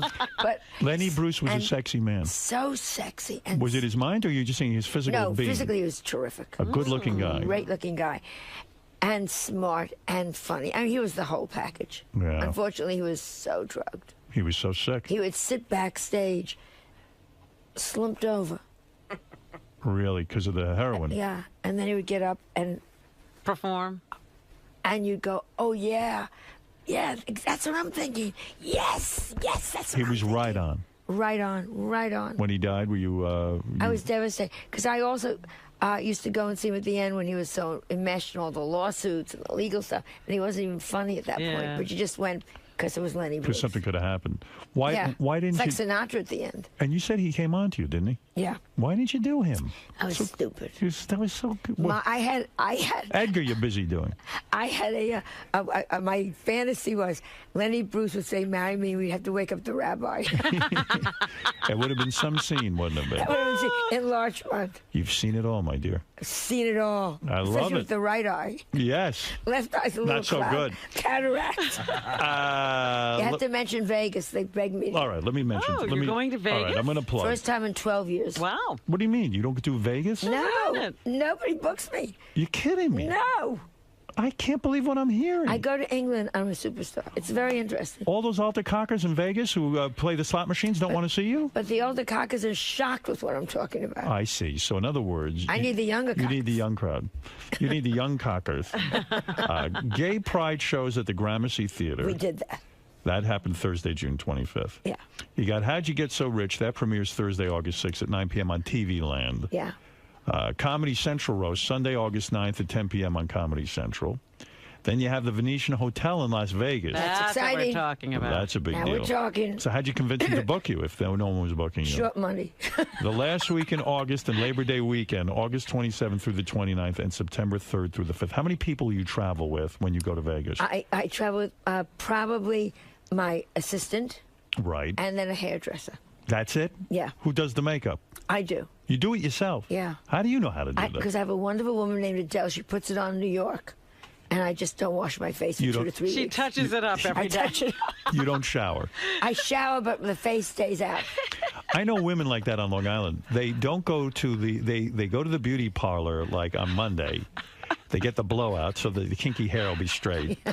And then for the rest of the week, they take baths. They won't even take a shower. They can't wash their hair for at least 4 or 5 days, so the blowout will last. And you swim. You can go overboard in the Titanic. You're and your not head's getting above. that wet. What day is your hair on right now? When's the last time you had it? This hair. Today is what? Today is Tuesday? Today is Tuesday. Oh, it's not that bad. Last Friday. That's great. Yes, Ralph, quickly for Joan Rivers. She doesn't have time for you, but go ahead. I'll make some time. Yes. Hey, Joan was so great on This Apprentice. Thank you. And the energy you had, it's like 12 o'clock at night, and she's still running around like crazy. It was fantastic, and the meltdowns were fantastic. How does a woman your age still have that kind of energy? It was amazing, Howard. Running That's around. why she slept through your wedding. Ah, yes. I didn't sleep through I his know. wedding. I have to go. I did not. I had the best time at his wedding. You I slept wasn't through the it. one who left. Barbara Walters left. I didn't notice. She did the drive-by. She I had a she great took time. She took a few pictures, and then she Splitsville. I loved your wedding, and I hope things are going well. Do you? Things are going well. My marriage is very, very happy. So, thank God. They said it wouldn't last. Joan, yes, can I ask a question, though? Do you think that you give too much to Melissa? On that show, she appeared to be very, very coddled, and if you didn't do what she said... Oh, no. Did you also notice Do you that feel Joan is trying too hard to get along with Melissa? Yeah, and Melissa is trying to get along with her. You can see, it appears that Melissa has had plastic surgery, and she's a young girl. She doesn't need it. She hasn't. She hasn't had plastic surgery, has she? Trying to make Mommy happy. Go ahead. Oh, do you think? Oh, do you think the relationship is too pressured? I think she's very careful of me. I think she really worries about me and really protects me. It's a very... Remember, we're it. The family consists of the two of us. That's it. That's all. That's it. That's it. Well, you have a grandson. Yes, but you know, exactly. Yeah, but he doesn't even know he's Jewish. We watch each other's backs. That's right. And probably maybe I'm too careful of her, and she's probably too careful of me. Well, you forced Melissa to have a nose job when she was 18, and she's still angry about it. She's furious about it. Why is she angry? You've only made her better. What's wrong with her? I know if I had been a stranger and done it, she would have said, "This wonderful woman." You know, we all. You know what it must have been? She probably feels in some way that she wasn't good enough for you. You were rejecting her. That you were rejecting her. Oh. And is that what she says? Mom, Wasn't I good enough with my old nose? No. She wasn't. You were But honest at about this it. point, I wasn't. My At this father had a point- schnoz that went from here to the corner. He lived in South Africa. The nose was in England going to school. Right. At this point, though, doesn't Melissa have to have plastic surgery so she looks like a member of the family?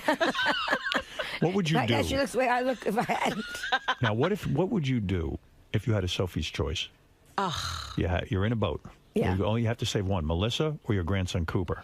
Who would you do? What would you do? Oh. You have to save one of them. I will say this if you answer me with your 2 daughters. Go ahead. I have 3 daughters. 3? Oh, that's even. Right. Well, get rid of one altogether. And then you have 2 left in the Who do you get rid of altogether? God, I don't know. It's a tough one. I would take. She would make me take Cooper.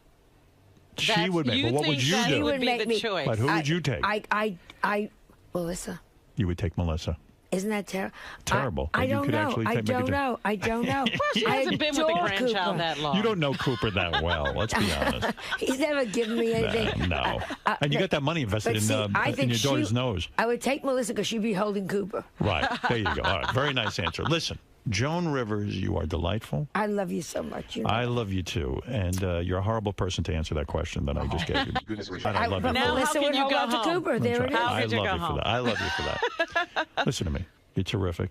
You're hanging in there. You're doing your thing. You are right when you say you're as good as any of these young comics. I happen to agree. I saw her live. She's great. I That's love right. you so much. No, we're not just saying it. Well, you know, how many guests have you installed? Let's not go there. I'm not surprised your grandson Cooper hates the Jews. Listen, you're not easy to be with. It's tough. It's 75-year-old tough to guys like are the dumping you. I mean, come on. Listen, see Joan Rivers. She's going to go up there. She's going to perform for you this Thursday night at the Gramercy Theater in Manhattan. Yeah. The chance to be near Joan is like no chance you've ever had. And for tickets, go to spincyclenyc.com and see Joan host How'd You Get So Rich? Premiering August 6th at 9 p.m. on TV Land. And then I'm going to watch for that roast on Comedy Central. What, are we not selling anything on QVC this week? I just came from yesterday. Oh, okay. She already cleaned them out.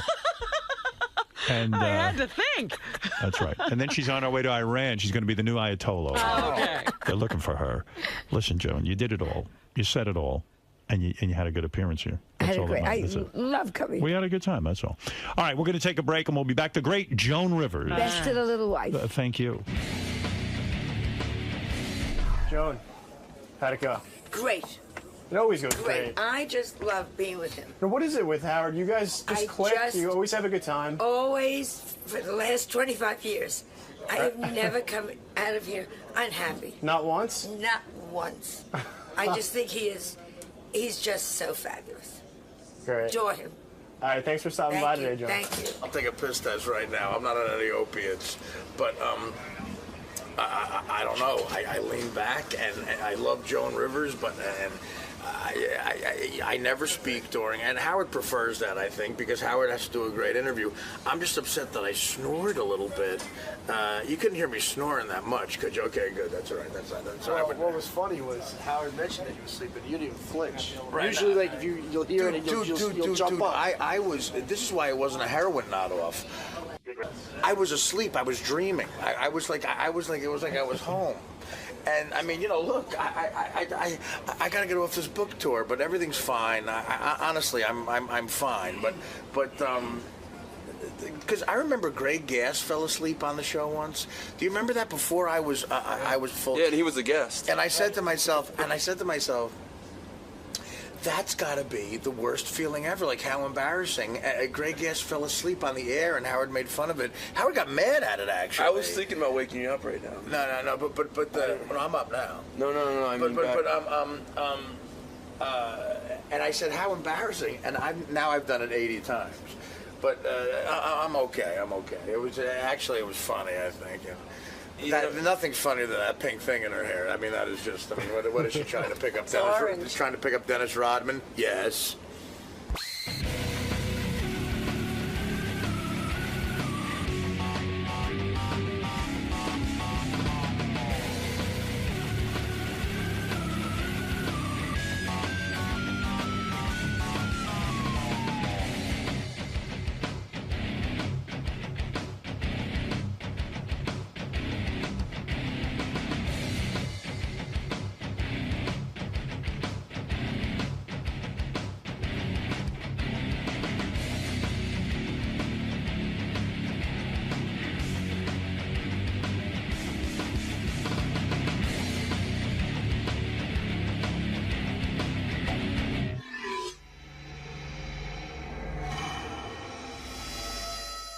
Look at now. Hold on, Earthquake. You're gonna try to tell me that smooth brother ain't getting some white pussy? I'll call you a liar. No, I'm saying he is. I'm saying Quake ain't had no.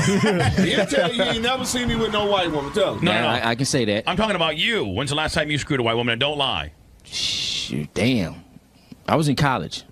How long ago was that? About 6 years ago. Kind of a more polished looking Rondé Barber, don't you think? Well, I just can't shake that, can I? Maybe Tiki Bar. Well, Rondé's had some white bitches, I'll tell you that much. Oh, yeah, I'll tell you that right now. No, I need to start hanging with Rondé then. Now you do stand up as well? Yeah, I'm the opening act. You're the opening act. Yeah. And then who's the other? And who's the other guy? Road manager. Yeah, he manages everything. Make sure he's an athlete.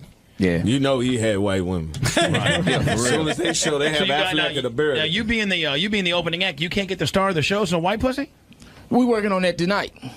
Tampa, that will be the town. You're gonna be down in Ybor City. There's some bitches down Honest there. to God, if you had a hot white bitch. Earthquake's, he's afraid of that shit. Let's say you had a hot white bitch, no strings attached. Yeah. Wanting to give you some doggy? Or just wanted to give you head. That way you had no chance of getting her pregnant, none of the same situation. Just wanted to blow you. Would you actually do it? Earthquake, don't lie. What part of this shit y'all not getting? Hell yeah, I would fuck the shit out of it. It's not Earthquake. It's not because I don't want to. What if certain people just ain't got that gift for gab? Hold on. You get up on stage for an hour. Exactly. Right off the fucking cup. Improv, motherfucker. Yes. Impromptu. You're an actor, and you don't got. You should be able to step off that stage, look at a white bitch, and just be like, "Suck me," and that should be it. Yes, and but it don't happen. You lock up. It's certain men that don't have that qualification. I'm one of them, motherfuckers. Why is it shocking? Wait till this movie with Ice Cube. Shit. Wait till this movie with Ice Cube. Turning them down and shit. No, please, beautiful white woman, don't suck my dick. No, I'm scared. I just can't. Yeah, no. So what if, just like, happen. what am I like with my wife? What if my wife was not that she's going to be there, but like a woman that looks like my wife, and she's like, not that she's going to be at the club. Earthquake. Hey, fuck this shit. It'll be the best 2 minutes of her life. I'm telling you, man. I'm with it. Now, you got the average, black guy, big dick kind of deal? It all depends on the competition. Well, my dick perform according to the competition. Have you seen your boy's dick here? I mean, you of guys, course they have. You guys probably compare dicks, huh? Man, them motherfuckers right there, boy. Them motherfuckers don't play. They got big dicks, huh? I don't know how big their dicks is, but they don't play. What's that mean, Earthquake? Women go crazy over there. So they're getting now out of these two, which one gets more pussy? Oh, he's married. It's that one right there. Get more pussy. Kiki, you tell him Kiki Barber. Kiki Barber gets. He walk around with a helmet. He's got red. Yeah. Now what's the athlete's name? What's his name? His name Kiwi. Go ahead, man. How y'all doing today? Kiwi, how can we we can't even see your. You look at the Unabomber. The black Unabomber. Damn. Now how am I supposed to come back off that? I mean, you're the Larry guys. Where were you an athlete? Where were you an athlete at? Baltimore, New England. Really? Football, Yeah. baseball, Both. Really? Yeah. College, pro. Really? What? Where'd you play college ball? He did. You walked on and became pro. I got drafted out of high school. Nice. What? Do you play for the Orioles? Yeah. Really? And then the New England Patriots? Yeah. I never know. Hold on now. I'm calling shenanigans on that. Go ahead, check it out. Really? Damn it. You don't come in here live. I can't get a white woman and he play pro ball. You've just watched Howard TV's HD Clip of the Week.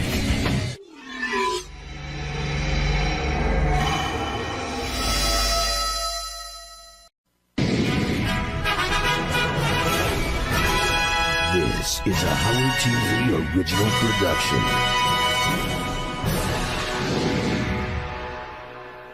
You're listening to Bubba the Love Sponge on Howard 101.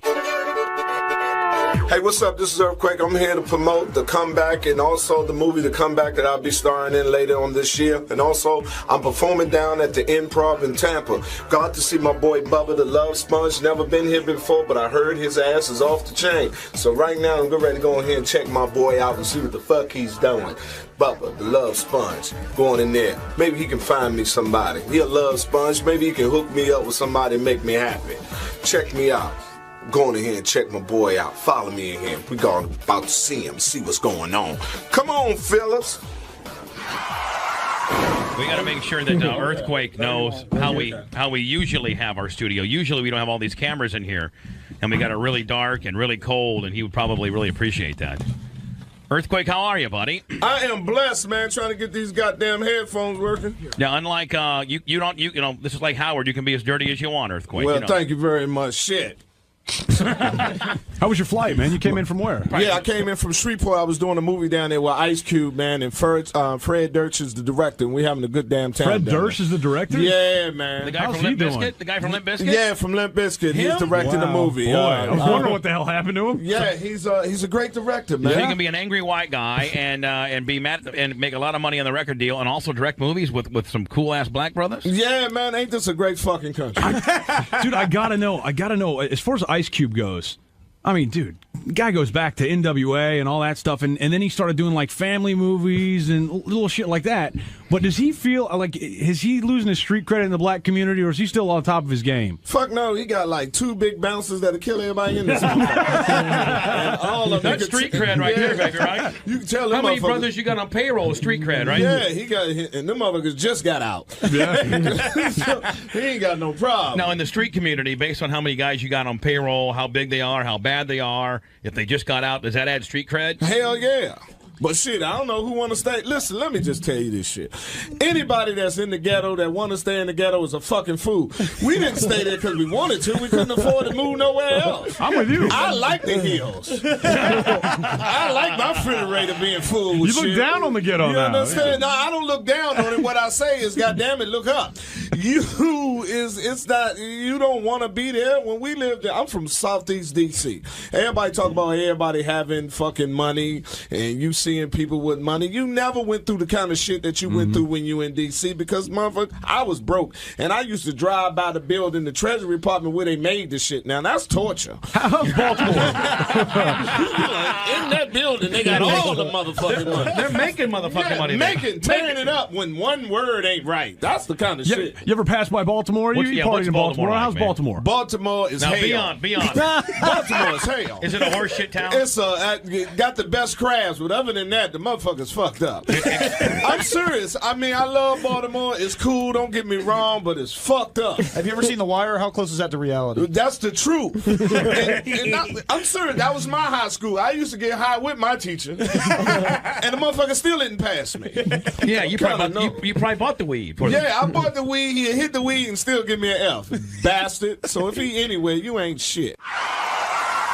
You're back to Louisiana on Sunday for a Monday shoot, The Boys. Yeah, we got to get back on that set. I love doing movies now. This is my first movie. This is your first? Yeah, of extended. You know, I did episodic, so just a day shoots of you were in Clerks movies. 2 so as Clerks well. 2. Yeah. And it was one day shoot. You never learn what it is to make a movie with one day. Now, for a one-day shoot, you get a trailer and you get the whole deal, or they just roll in and go, all right, man, you sit here, we'll do your scene, and then you're fucking out of here. Yeah, you out of there. You don't get no trailer. Now, how about on the movie, on the one you're on now? You got a trailer, everything? Yeah, you got the trailer up there for 7 weeks. So now you're pimping. Any slots? No, I can't get no. I'm telling you, what man. What the earthquake? Man, I can't pick a bitch up to save my life. I'm telling you, I pick them wrong.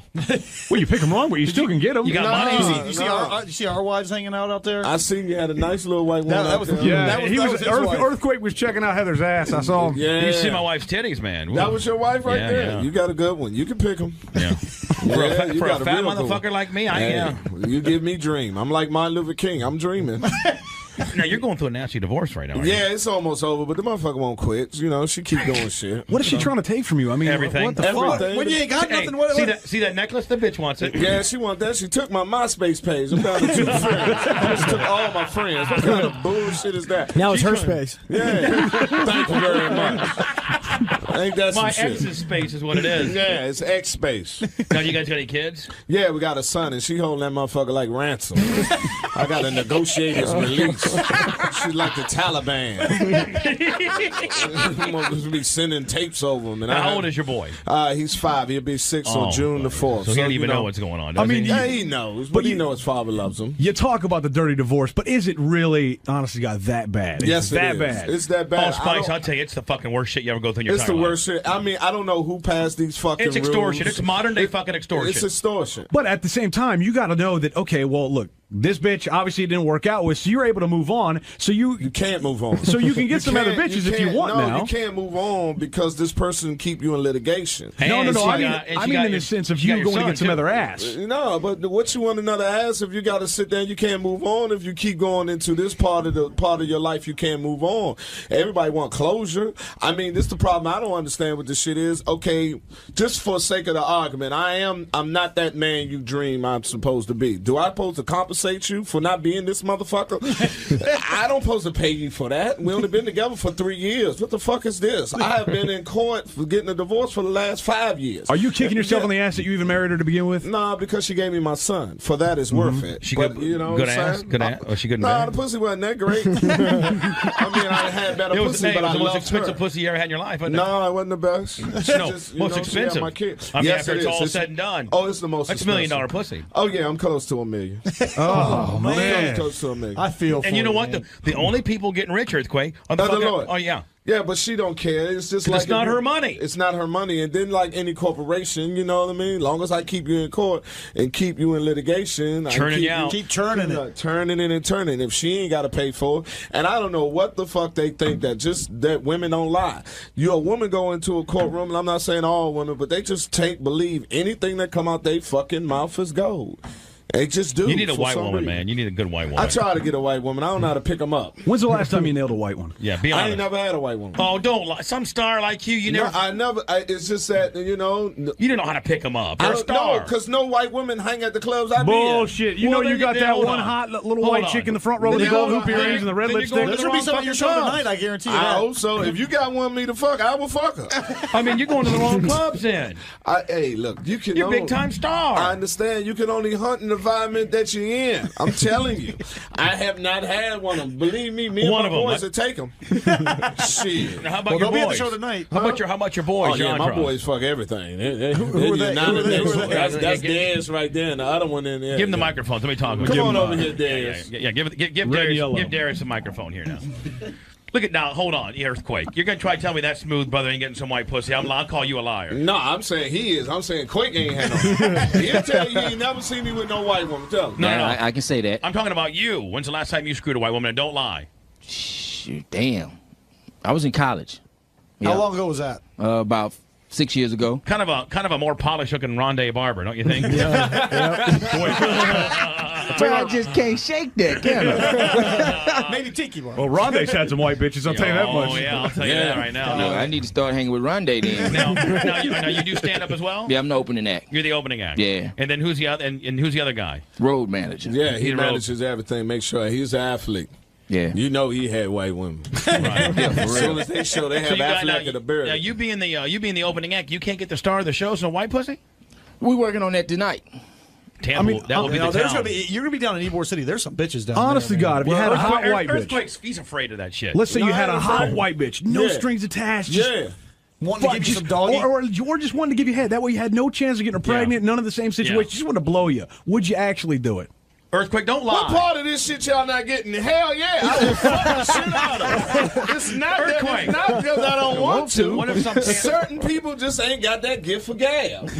Hold on. You get up on understand? stage for an hour. Exactly. Right off Yes. the fucking cup. Improv, motherfucker. Yes. Impromptu. You're Yes. an actor, and you don't got. You're a. You should be able to step off that stage, look at a white bitch, and just be like, "Suck me," Yeah. and that should be it. Yes, And but you it lock don't up. happen. You lock Listen, up. It's certain men that don't have that qualification. I'm one of them, motherfuckers. Why is it shocking? Wait till this movie with Ice Cube. Wait till this movie with Ice Cube. Shit. Wait till this movie I with ain't Ice like Cube. I'm turning them down and shit. No, please, beautiful white women, don't suck my dick.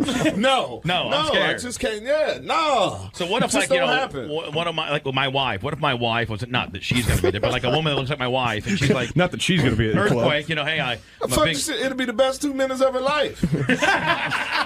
I'm telling you, man. I'm with it. No, you got the average, you know, black guy, you know, big dick kind of deal? It all depends on the competition.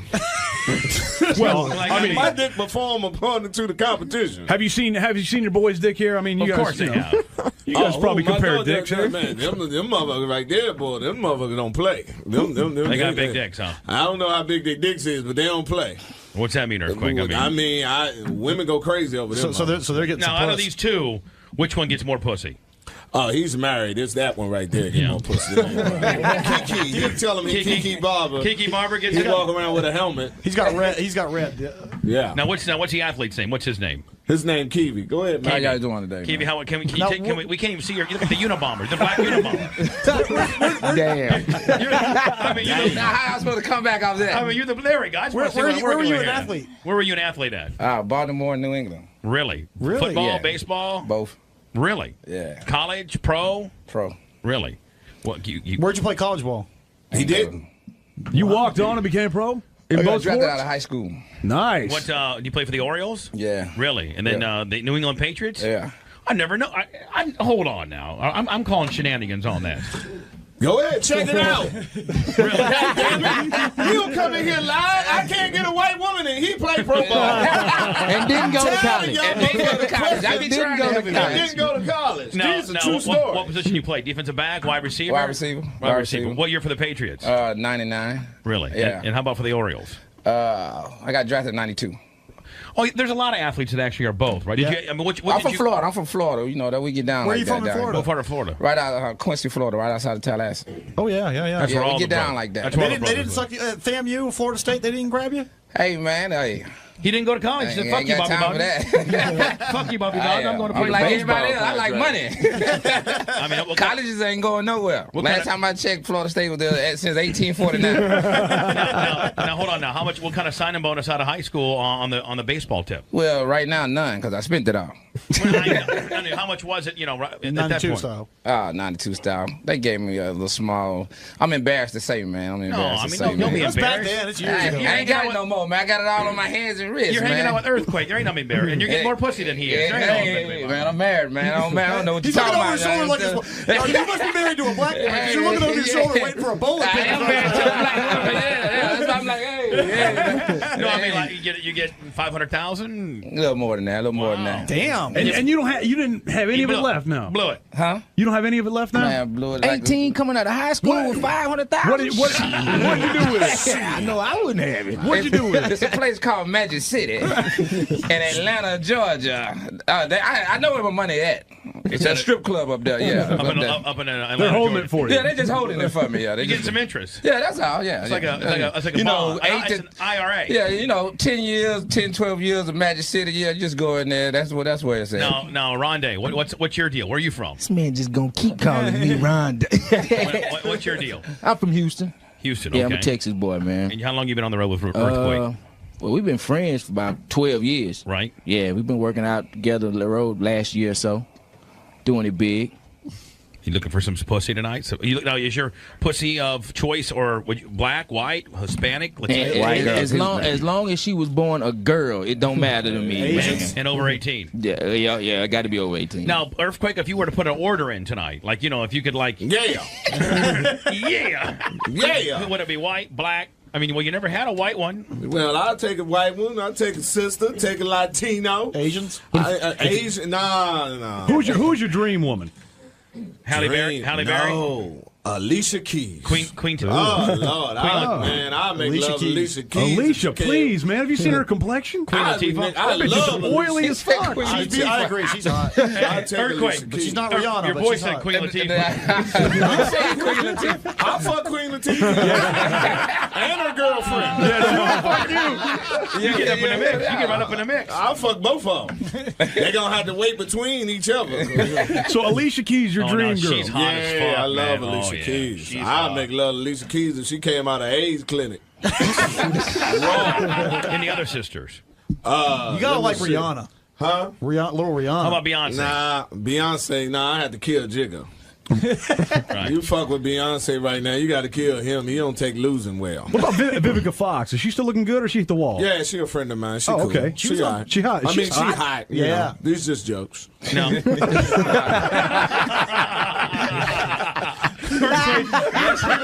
just turned to his boys and they're all fucking. How about Lisa Lampanelli? Nah. You wouldn't fuck her. No, hold on. She Lisa, fucks a lot of brothers. Yeah, well, she's on the Jews now or something like that. Nah, she fuck a lot of brothers. I did a thing with her. She fucks a lot of brothers. Nah. You did a thing with her. What do you mean? You put her in your ass? Nah, we did something together, and she said she fucks a lot of black She does. men. A lot of black And men. I said, well, you must not got to the E's yet.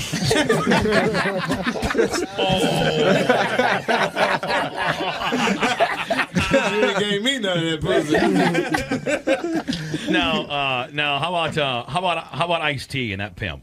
Yeah, Yeah, you got to find one, boy. Coco. Not only that, but he runs a fucking he Tight runs ship. he runs a tight ship and a heavy hand. You know what I'm saying? Yeah, I see. That's what I ain't He's got the no ultimate pimp brother, in me. isn't he? I ain't got no pimp in me. Not like Cat You got to Williams. start beating women down a little bit. Nah, that ain't me. I'm a mama's boy. If I had a pimp, all Maybe my you need to hoes toughen are up a calling little in. bit. You know what I'm saying? No, I'm a tough motherfucker. I'll knock you out.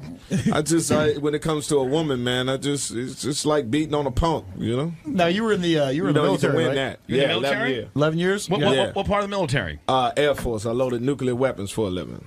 Really? Yeah, on B-52s, and then I transferred over to F-15s. Did you go to Diego Garcia? Nah, I was at where I'm right now, Boxsteel Air Force Base. That's where I started.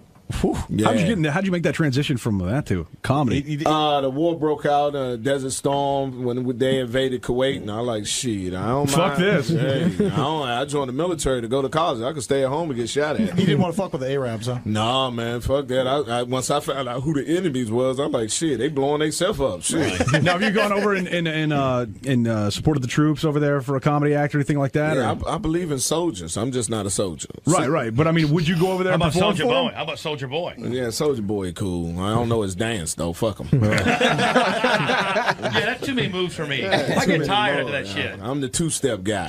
And plus, you know what? I'm not trying to be racial, but I can't understand the motherfucker. Yeah, you ain't racial. I'm black. I don't get it either.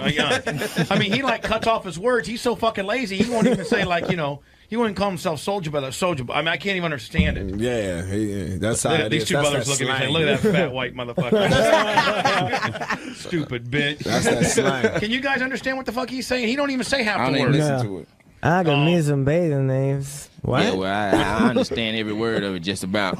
But the hell, that's all I do is listen to rap. Exactly, Rhonda, because that's what all the white chicks that you're fucking like to listen to. Yeah, that's the popular thing now. Now, Earthquake, out of all the towns you go to, I mean, you're on the regular comedy circuit. You go to all of them. Yeah. What's your favorite town?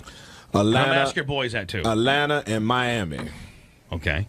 And why is it? I mean, because of the strip clubs, independent contractors are there. Yeah. Right. Are you getting a lot? I mean, are you getting? Now, you haven't had a white woman, but do you get a lot of women on the road in general? Nah, I don't, man. I mean, you too tired? You got comedians. We don't get groupies. Bullshit. We're friends with Artie Lange. Richard Pryor and Artie Lange. Richard Pryor got all the pussy. Yeah, Richard Pryor also was doing cocaine with them motherfuckers. I bet your Cat's getting some pussy too. I bet your Cat Williams getting some pussy. He's a pimp.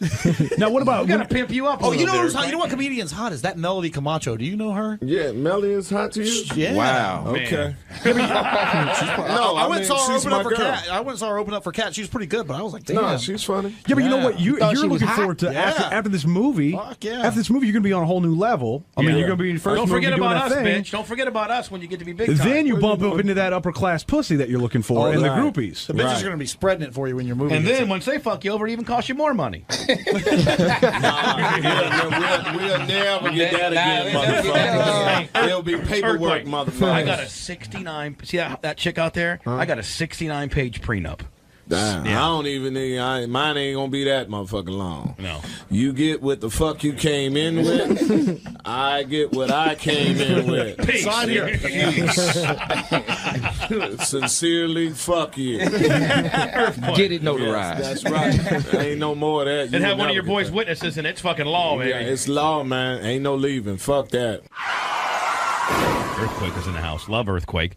Doing some movie deal. It's Earthquake. What's the movie called? You told me earlier. It's called The Comeback. It's about football, right? About football. It's about the first female young lady quarterback to take a Pop Warner team to the Super Bowl.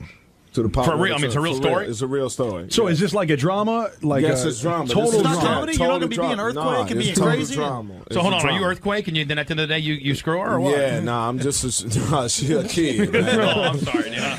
I thought she grew up to be like Queen Latifah or something. And Nah, you know I do Queen Latifah. I got issues with Queen Latifah being a cover girl model. I'm sorry. That doesn't make sense to me. She's fine. You think so? I don't. I can't You know see about Queen it. Latifah's fine, and you're giving me a hard time about Melody Camacho? Are you kidding? I didn't say Melody wasn't fine. Said her I jokes just were tired. said She ain't finer than Queen Latifah. Oh my You god! said her You jokes need were some tired. glasses. You said her jokes were tired. No, Melody's funny, man. Melody's jokes are She's tired. very funny. She's funny. She's very funny. Anyway, Melody, my girl.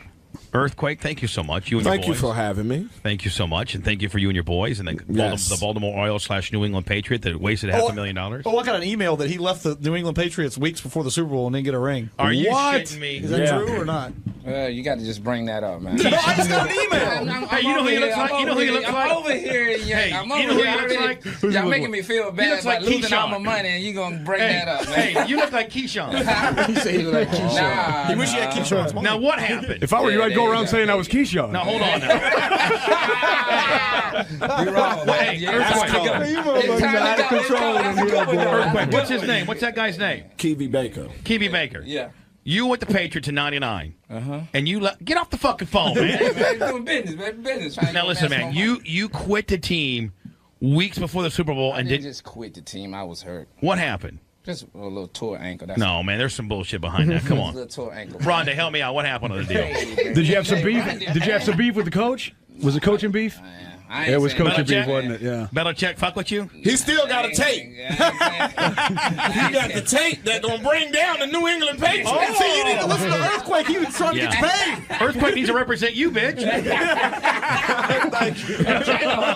Fuck you being a manager. Let Earthquake manage your bullshit career. Fuck you handle the money. Let Earthquake handle the money. Tell you what to do. You fuck it all up. You can't even stay on a football team. So you just up and quit. What a dumbass. Nah, he fucked up his So ankle. I keep telling you, you want to listen to me. But you messed up your ankle. I tore my ankle up, and I couldn't perform. I couldn't See, perform. so he got put on the unable to perform You list. got put on IR? Yeah. No, unable to perform, and he got no ring. You got no fucking ring. Nope. And then I didn't even get a chance. You couldn't even fucking fake it? It goes a long way. That's Well, what hold on. made That's Bobby Greer. to me. That's kind of cold-hearted of the Patriots to do that. Yeah, They don't care. fucked up, They're man. gangsters. They You don't know? give a fuck. Nah, it's They're a business. gangsters. One thing I learned You're a from soft him. brother. You're a soft brother, and they're gangsters. Nah, it's one thing I learned from him. Everything is business, man. So how happy were you? Honestly, how happy were you to see him to get Actually, beat? I went in. I went because it was in New Orleans. I had a home in Houston. And by the halftime, a couple of my boys, I'm good friends with Tyler and all. I went down there doing halftime. By the time I landed, we just got drunk the whole night, so it was cool. What about this last Super Bowl here? You kind of happy to see him get beat a little bit, weren't you? Nah, Yeah, they're a bunch of if assholes. Asante catch the ball, if he catch that interception, game over. Fuck that. Now, if it was a fifth, we'd all be drunk. We must be Giants, man. I'm Man, that's surrounded bullshit. You came that close to a big ass ring. You know what kind of pussy you be getting off that ring right now? None of this third rate shit you're getting now. Hey, You're getting man. some good stuff. Well, I really wish I could just talk, but Well, I'm trying to goad you into talking, buddy. Come on now. nah, man, I'm married, man. I'm married. I'm all right. Oh, I'm I all forgot right. about that. Yeah, he's I married to forgot a black woman, too. I They didn't mean don't to. play around. I wasn't disrespecting your wife, then, man. I forgot you're married. I'm I thought married, you were the man. other guy. I don't want to have no. I don't want to get no heat with slip your of the wife. tongue. Yeah. I didn't mean to disrespect your wife. I wasn't saying third rate pussy from her. I thought you were the other dude, Rondé over there, getting the third rate. The third rate white shit that he's going to get tonight. Hey, boy, they bought none around here, boy. No, Bubba don't play. Bubba don't play. Bubba ain't bullshit. We don't fuck man. around, Bubba man. ain't bullshit. We make fun of everybody. We fuck with everybody. Yeah, we fuck with each other the most. These are just jokes. Well, a lot of them. I got, you know it. I had to put a disclaimer on this shit. Anyway, Earthquake, we love you, buddy. And you know what? If you ever come to this area or whatever, you and your hanger-oners, man, we'd love to have you. Man, thank you. Hanger-oners. I'm kidding you. Don't. And remember, it's quakeshouse.net. Quakeshouse.net. Yeah. And he's going through a real bad divorce tonight. But he's a movie star now, so. He is a movie star. So any of you hot-looking white chicks that's going to the Improv tonight or tomorrow and you want to have a threesome or a foursome with a couple of the brothers? At least give Earthquake a jacking or something. I mean, give Earthquake a handy or an asshole licking or Jack something. him off in the Yeah! Would you like to get your asshole licked? Please. So, Earthquake, how'd it go in there? It was great, man. Bubba's my man, the love sponge. You ain't nothing better than that. He's quiet, he's wild. If you listen to it, it was just jokes, okay? I'm telling y'all, it was jokes. But Bubba's a great man, and it was an honor to be on this show. I had a great fucking time.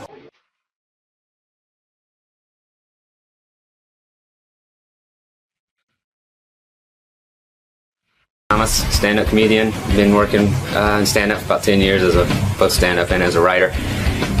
Left on tour about 3 months ago, moved into a tour bus, and huge fan of the show, listen to Sirius all the time. It's kind of like my outside contact to the world, actually.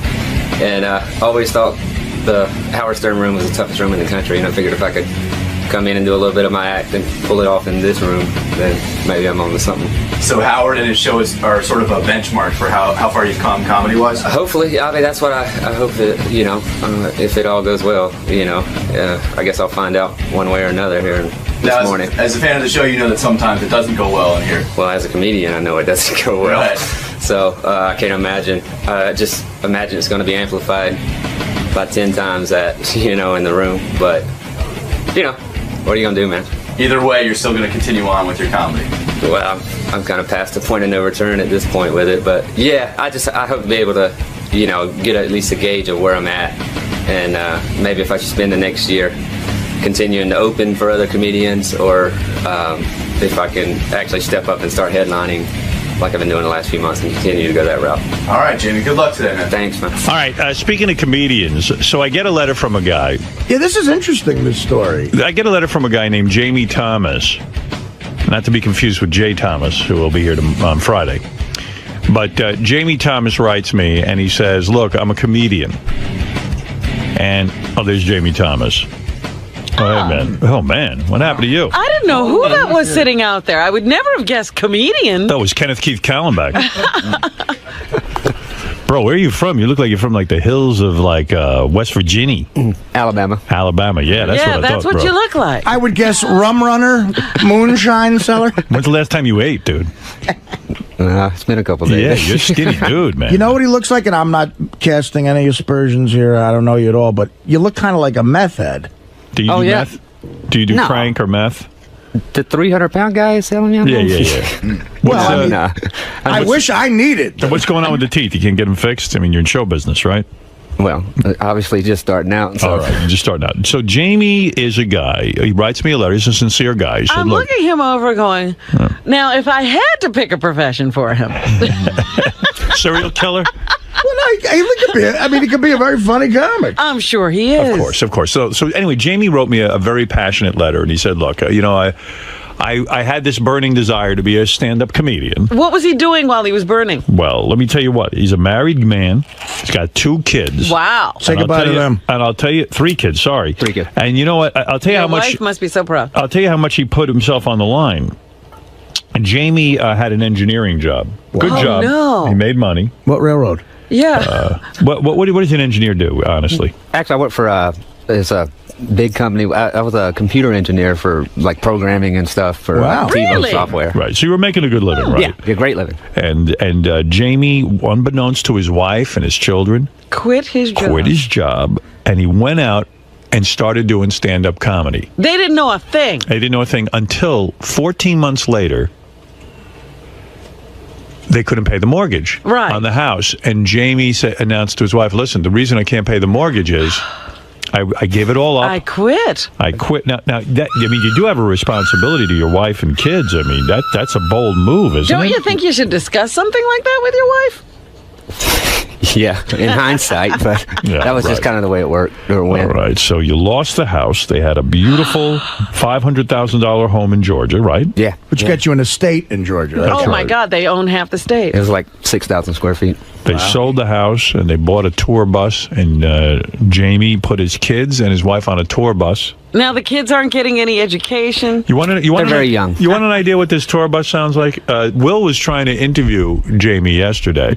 Tour bus. Now, what do you mean by tour bus? You could imagine what this tour bus must be. It's you and 3 kids and a wife. And how big is this just tour 2 bus? of my kids, but 2 of the kids. Yeah, my smallest one's, youngest one's. I see. Okay. It's just a 40-foot long tour bus. You have enough gigs to support a tour bus? Like you No, the $500,000 house supported the tour bus. What do you mean? Where's your youngest one? You left him somewhere? No. My oldest daughter lives with her mom in Birmingham. Oh, okay.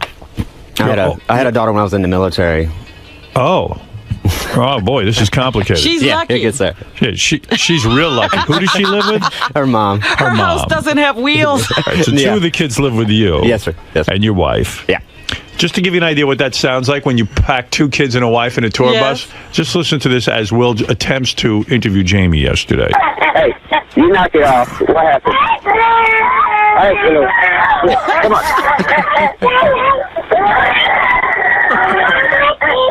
Jamie, what's going on? She got in a fight with my bulldog, and were the kids good? Yeah. So, well, my son, there's a dog my on little there. girl's There's a bulldog. Oh man, she's a handful. So you guys all on the tour bus right now? Yeah, they're in the back or whatever. Apparently, my 2-year-old got up and whacked my son in the head and then poured Gatorade all over him. And then my bulldog decided she didn't like it and bit my son. Well, not bit him, but it's like I have an English bulldog too, travels with and stuff. Wow. So who's crying right now? That's my son. Except the dog got in between him and the dog's real protective over the girl. Right. So he got in between them. Not exactly Van Halen's tour bus. No. He's doing that pretty much all day, every day. 24/7, man. Oh, my God. Living the dream. So Jamie wrote me a letter and he said, listen, I want to know, am I wasting my time? In a way, listen. You've in a way, already wasted it. I mean, this is too late to ask. I mean, at this point, it's sort of disingenuous because if you think about it, Jamie, you're not really going to quit the business if I tell you you're not funny, are you?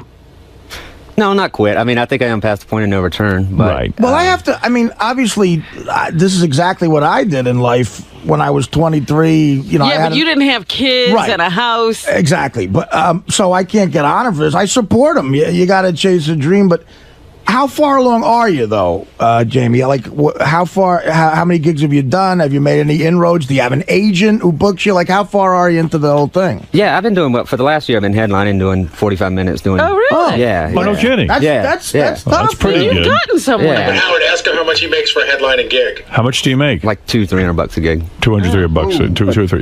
I've You been do doing- 45 of those. Yeah, I'm not a mathematician, but that's $7,000 a year. I mean, you're making some good money there. But I mean, look. Last year I was doing 20 to 25 gigs a week. So right.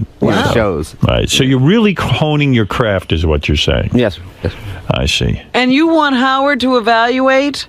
I think mind. it would have been better before, like when you were an engineer. Yeah. Well, what do you have? Do you have a tape of your act? No, I'm gonna get up and do a couple minutes. He's going to do a few minutes for us right now.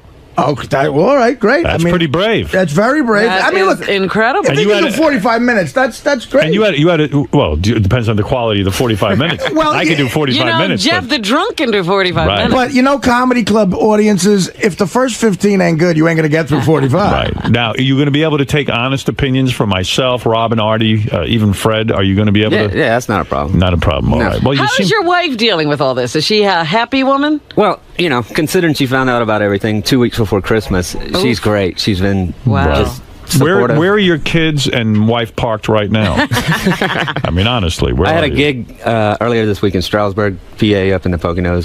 So they're parked there. Yes, sir. You I drove in. We pull up, the van behind us as well. So Right. So you pull it in the van with the kids and the wife. Mm-hmm. They park it in Pennsylvania, and then how do you get here? We pull a van behind the tour bus. A van. Yeah, they're in the bus. He's got the van. It sounds like quite a lifestyle. It's it really insane, does. man. It does. So, You said they're very young. I'm worried about these children. No, my son's 3 and my daughter's 2. And you had a tough upbringing, right? You grew up poor, right? Very. Yeah. You grew up where again? Southern Alabama. Southern Alabama. Yeah. And both parents were retarded? Well, my mom more so than my dad, but yeah. It sounds like they had a retarded son. No, wait. No, come on. Dude, I hope you have some material on that. Oh, I do. I thought I was Einstein until I was like 15, man. Yeah. You Because probably I was thought so you- smart, I was like, what the fuck? What do you mean? Your parents were both legally retarded? My mom is, I guess, just slow adult. I don't know what you I know. think And- I saw a special about you. Your mom is a slow adult, and what's Yeah. with your dad? Same thing, just He's not a as slow bad. adult, too. Yeah. Where did they meet? In a slow adult program? They Yeah, one of those apartments. Actually, in a mailroom. Yeah. Did they meet in the mailroom? No, Where'd they meet? They met exactly what you said. I mean, they went to a special school and met Right. there. They were on that short bus. And they were There you go. they were probably told, look, don't have children. Yes, that's right. And Yeah. they had 3. 2 of them got the same condition they have, and one of us didn't. You were like the Lord of the Flies. I guess so. You telling me you have 2 brothers? I have a brother and a sister. And both of them are slow adults? Yes. Holy cow, that had to be a very depressing And you upbringing. become an engineer. They look up to you like, wow. And you're the genius in the family, so you had to, support them? And In a lot of ways. Well, I left home at 16. I got emancipated. And I got accepted to a math and science academy in Texas. Went there to finish high school, then joined the Air Force. Can I ask you a serious imagine, Howard? Can I ask you a serious question? Sure. Do you believe that slow adults should be allowed to have children? No. You don't? No. Because Even though you wouldn't be here. Right. Not because of, in my case, a normal child can somehow, you learn to take care of yourself. But in my brother's case especially, he never got what he needed. Now he's serving a life sentence in prison. He's 18 months younger than me. For what? It's 3 times. There was a 3 strikes you're out policy, drug trafficking, all kinds of stuff. But he just got involved. He always wanted to fit in, you know. So he was willing to do anything for anybody, and he got in trouble too many times in the state of Texas. So, in other words, being a slow adult, he didn't have a parent that he could turn to and have the world explain to him. They still don't, you know, they don't know how to deal with it or help him. Or usually we're so tough on criminals, but I'm sad for him. I mean, when you tell me that, it's like, how could he not have gone wrong in life, you know? Yeah. And for me, as weird as it might sound, like I'm kind of happy because I know he's somewhere and being fed and safe and all that kind of stuff. What's up with your sister? My sister she does okay. She is closer, I guess, to my dad's condition than my mom. Yeah. So she's married. Yeah, exactly. You know. If she's halfway decent looking, she could get married. Some dude will support her, and she'll be okay. Exactly. For a boy to have two slow adult parents and be a slow adult and not have anything explained to her. A girl can survive that, is what you're saying? Yeah, she got by. You know. You must really be fucked up in the head, huh? Yeah, I guess so. Yeah. Sounds like good recipe for comedy. Pretty crazy things happened when you were a kid. Were you embarrassed? Yeah, it was insane. Were you embarrassed by your parents when you were a kid? Very. It took me. I was probably 30 years old before I was even able to acknowledge. When I left home, I left. Right. You know, I mean, I got emancipated and just left. I went off, finished high school, got myself through college, went in the Air Force, became an officer. Oh, shit. Yeah. It was almost like being raised by wolves, I would imagine. Yeah. Hey, Howard, what is your, a very sensitive outlook on it. And so what is your IQ? Do you have a high IQ? Actually, I got tested. It was like 131. Wow, that's very high. Yeah. That's bordering on brilliant. You know, it was above average, I guess, but in my house, it was Einstein. I literally thought I was, you know. And did your parents ever say to you, listen, you're the smart one here, it's up to you? They came to me for everything. Like what? Like what? Anything. Like whether it be managing the bills or the budget or how do we do this. You had to do the shopping, you had to do everything. Or help. Yes, Dad, now you exhale, now you inhale. So you became a parent, in a sense, to your parents. In a sense, that's the reason I got out of there as quickly. I just couldn't, the burden became a lot. You were lucky they knew what to do with a baby. Yeah, well, my grandparents played a huge part. They were there. You still don't know how to use the toilet. Did you? So this is a tough upbringing. I mean, man, I feel bad now. How am I going to tell you you suck? I was very fortunate. I'm just, you know, this is just the stuff that comes. You know, well, if they say comedy comes from pain, you must be hysterical. Well, if Richard Pryor sat here when he was 19 and told you his, we'd have been sorry for him. Yeah. Do you do material about your retarded parents? Yes, I do. You do. What do you say? I mean, can I ask? I just talk about what it was like being raised by them. I mean, how confusing it got at times, or you know. Are we going to hear some of that today? Actually, I'm gonna do something about my brother. The bit I had involved him a little bit. Oh, that's good. I was gonna do some stuff about that. Hey, Howard, I wondered, like, when you were a kid, did you ever come home and find anything like really weird going on? Like, I don't know, like there was a fire in the house, or your parents left the gas on. Like, it must have been a huge burden for you. No, not that intense. I mean, like I would come home to, you know, obviously like electricity had been cut off because bills hadn't been paid, or you know, kind of thing. Like my dad never could see past like the next day. He had a little bit of money and got him through today. Would you be like a junior high school and then come home and the electricity was off, and you'd be the guy that would call the electric company and try to get someone out there, or get it resolved, or go bum the money from neighbors, or you whatever. Know what's weird about it is like what you're saying is, because you're a child of this, that slow adults should be sterilized. Absolutely, because they can't take care of a child. And like many people in Alabama, do you feel the same way about Jews and blacks? No, I actually grew up in it was majority black neighborhood. I believe that. You know, I mean, just from being support. I mean, I didn't realize it was the projects until I left Alabama, because in the South it's called homes. Right. So I used to think, well, I don't live in the projects, I live in the homes. Like when you were a little kid, how did you even learn how to go to the toilet? Like your parents probably. No, they're not that bad. Yeah, I mean, they're not like Gary the retard, I guess. In this, right? They're more like Wendy. Yeah, and the retard, and maybe Andrea without the looks. You know, they just didn't know how to. I hear. And my mom. Wow, Andrea without the looks. Remember, like Bill, the slow adult. That's exactly what I was thinking of. There was a guy. Every mailroom has a guy who can function in delivering the mail, but has trouble making decisions. Exactly. That was it. I mean, my dad he drove a truck all of his life. You know, he could do that very well. He's a functioning guy. For the most part. Now, and my mom, she could never really hold a job or whatever, but it was intense. Nah, it really wasn't. I mean, as crazy as that might sound, you know. Let me ask you something though. Did they really love each other? I don't know. I don't know if they did or didn't. Did you ever visit him or anything? I haven't.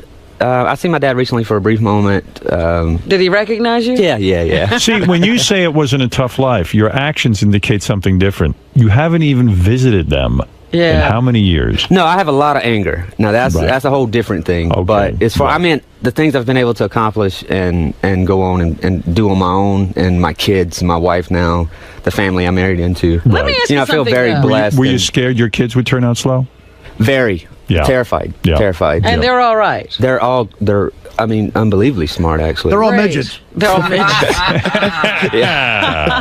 Well, you want to do a little of your stand-up? I'm anxious to hear it. Sure. And I think I'm probably just going to tell you it's really Let good me ask no matter you one what. more thing. No, no, I no. think that maybe he wasn't able to handle all that success.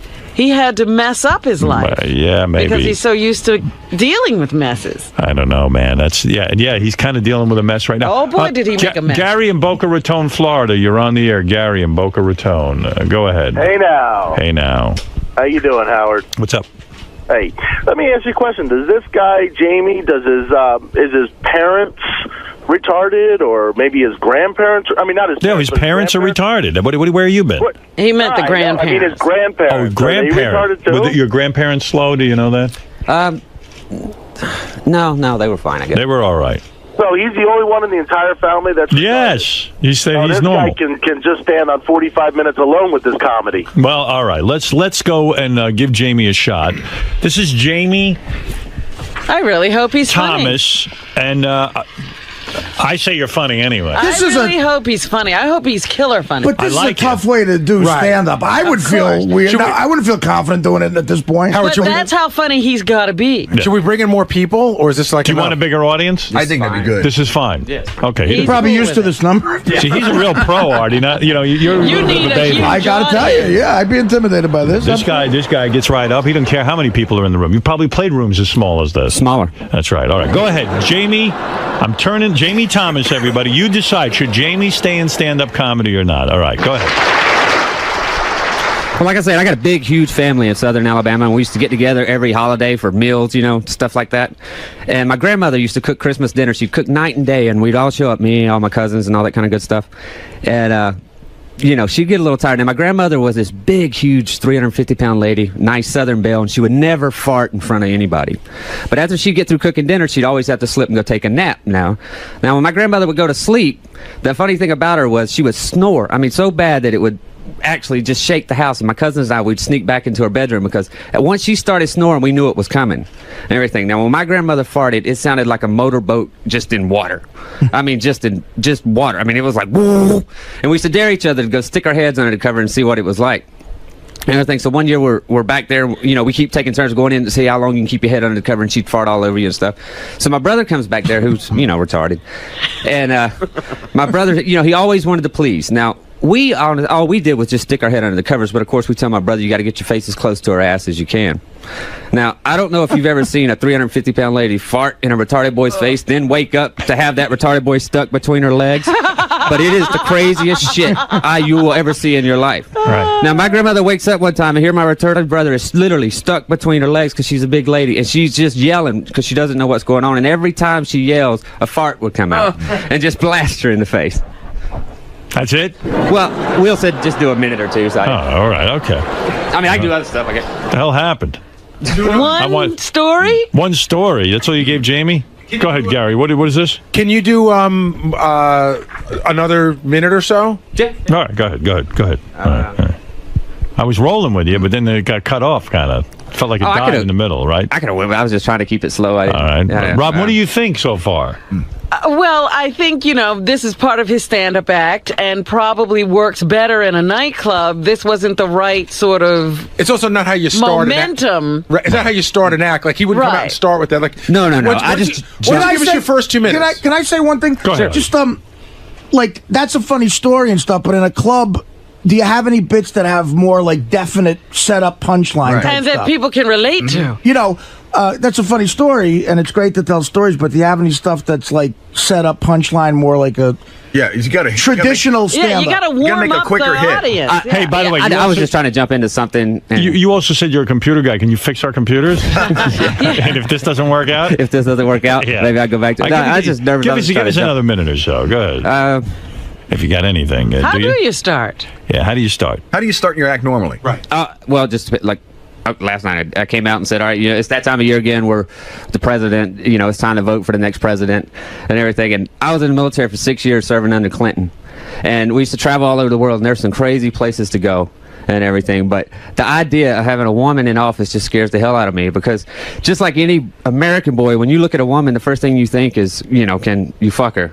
and everything. So I know overseas and in Korea and Saudi Arabia, these men treat women like nothing you've ever seen. So I know when Hillary Clinton's going to be standing in there, first thing they're going to be thinking about is, her sucking on Bill's balls and the hairy balls and down on her knees and all kinds of shit. I mean, how the hell are they going to take anything she says seriously? Because when I look at her, I remember the Hillary back in the early 90s, before we knew she was a lesbian and shit. And, I mean... I hope you have good entertainment attorneys. All right,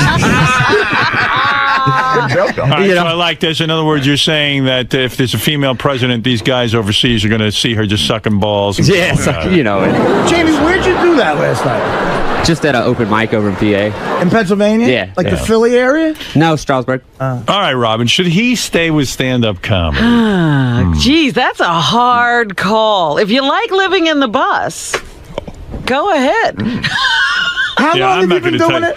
Often I started in the Air Force Tops and Blues talent show. Like, it's the same start that Earthquake got. Like, how many years have you been doing it? About 10 years now. You've been doing stand-up for 10 years? Off and on. And most of it was writing for other comedians and just developing stuff like that. And making a living at it. What type making a living at it the last 3 years. Right. What type of material would you write for comics? Mostly political, current What's events. a joke you wrote for a comedian? A political joke? One I wrote recently is Barack Obama. Can you imagine after World War II if we, replaced him with a guy named Rudolph Hitler? Oh, right. I did something like that. I actually wrote a bit about Robin recently and her being 69 with Jim Florentine. Oh, really? I wondered when you started dating Jim, because of all the before you slept with him, since we all know you did that by now. We do? Yeah. But when he showed up to pick you up, were you constantly staring at his crotch to see if you could pick up on the size of his balls? Another call to the lawyers. All right, listen. What do you? I don't know how to advise you here, Jamie. Go ahead, Howard. Oh boy. I would say this. Not having seen the act, but just dealing with what we've heard here. Don't forget, both his parents are retarded, so go easy. No, you don't have to go easy. No. You obviously have great stories and good material. It's a delivery problem. Oh. We still need to work on. There's a lot of work to be done. Have you really been doing it 10 years? Often, most of it was writing, and then for the last 3 years, I started doing just opening MC, and then I started featuring and started headlining. Call me Simon Cowell, but I would stop. I would. He hasn't gotten any better in 3 years? Well, I'm going to say one harsh thing, and I'm going to give you another nice offer, because, again, I've been doing stand-up, I don't know, for 20 years, and getting up in a room like this is so hard to do it. It's terrifying. That's why I think in this room you should have went for maybe definite setups and punchlines instead of a story. Okay. But based on what I saw, if you've really been doing it for 10 years, I don't know if it's going to happen, man. But that being said, what you want to do 5 minutes on one of my shows? Oh, I'd love it. All right, well, there you go. We're going to leave it at that. Artie, that's where you really. Well, are you going to say anything, Howard? I agree with Artie. Unfortunately, I do. You think you should just get out of it altogether? I get it right out of it. Yeah. I mean, based on 10 years, I'll tell you what. No. I've only been doing stand up as an act the last 14 months. That was what I did behind my wife's back. The rest of I did sketch comedy. 14 months, Artie. Oh wait, well that's that's a little different. That is way different. Yeah, I did sketch comedy and more part of a trio before that. Can you? And if this is an offensive question, stop me. Can you rejoin the Air Force? I mean, seems like take you? You were doing very well. If you've only been doing it, you could go to an open mic night every once in a while. You know what you have? The problem is, it's like you're not prepared. It seems like you're not prepared because you know what you do. You do a lot of. And stuff. That's a nervous we have thing. to add a lot to the story. I think I'm supposed to know the and stuff. Like there's bits, I've been doing and every other hack comic been doing that. It's so second nature. I could do some in a coma, and you know where to hit. A punchline, you know where to hit, a pause. It's almost like you expect to laugh, you pause. And it doesn't seem like you have anything that prepared yet. No, honestly, I didn't know what I was going to do, so I walked in the door and got a feel for what you guys were interested in as far as my life. No, I had a bunch of stuff, well, that can I was tell you something? considering. You've been doing it 14 months is what you're really saying. And I have to tell you something. After 14 months in radio, I was really shitty. Yeah, that's more encouraging, 14 months. Here's why I'm going to encourage you. I'm going to tell you this. After 14 months in radio, I was worse than when I started. That it took me a long period of time crisscrossing the country, practicing this, and sort of getting it right So no one really knows the answer as to whether or not if you put another 14 months. Well, see, that's what I was saying. He's not seasoned. He's you can not see seasoned. that he does not know how to tell the story to get the laugh. You know what's a good exercise for you to do, honestly? And you could do this on the road. Never do it in a big market or on television. I know what you're going to say. Whip out your penis on stage. Well, that or I would tell old jokes. Yeah. I would get on stage and tell old jokes to get your presence down. Yeah. And then go into your material. Like I would literally tell, like what Jackie Martling used to do. You get up and you tell an old joke from a joke book. Used to. Come up with a persona. I'm sorry. And rewrite He's doing different. Jackie's still doing it. And rewrite those jokes. He's still practicing. Well, what about what Bob Levy does? He eats blue cheese out of a chick's ass. Would you ever consider doing that? How about grits on No, I'm saying do you know what? You go on stage somewhere where you know it's not going to leave the room and do like a Seinfeld bit or something. Would you ever wear a clown outfit? No, all right. Do an established thing with punchlines, almost like an actor would Who do. are comedians you admire? Eddie Murphy, Richard Pryor. Yeah, but you know something. Cat Williams. But you don't have that. You know, I've never worked in front of white people before. You've got that look more like a Jeff Foxworthy or a Larry the Cable Guy kind of thing, and you really should exploit that. I mean, I'll say one thing: you don't have the material yet, but you've got an interesting look. And you've got a nice stage presence. I think Artie's right. You've got the same interesting look Fred has. I'm seriously. It's like there's a look to him. If he came on stage, you'd be paying attention to this. Well, Fred makes a good point that says like Jeff Foxworthy got a hook. Like you did, you might be a redneck if. Right. Those are definite setups and punchlines. Like steal material on a Tuesday night in Mississippi, and eventually you'll make it your own. Right. Marty, you're saying he should steal material. That's your advice. On a small night to get his stage. Steal a half hour of Foxworthy. Ton of people do that, and then you get comfortable on stage, and then you write your own stuff. I mean, you would start off your act like, so my parents are retarded. I mean, that's going to get everybody's attention. People and then build from there. All right, so listen, okay, here's the advice, Jamie. We're saying 14 months, a little too early to tell. You got to keep working at your craft and make sure that you get some punchlines in there, Artie says. I say Steal material is what Artie says. I said rejoin the Air Force and go back to fixing my computer.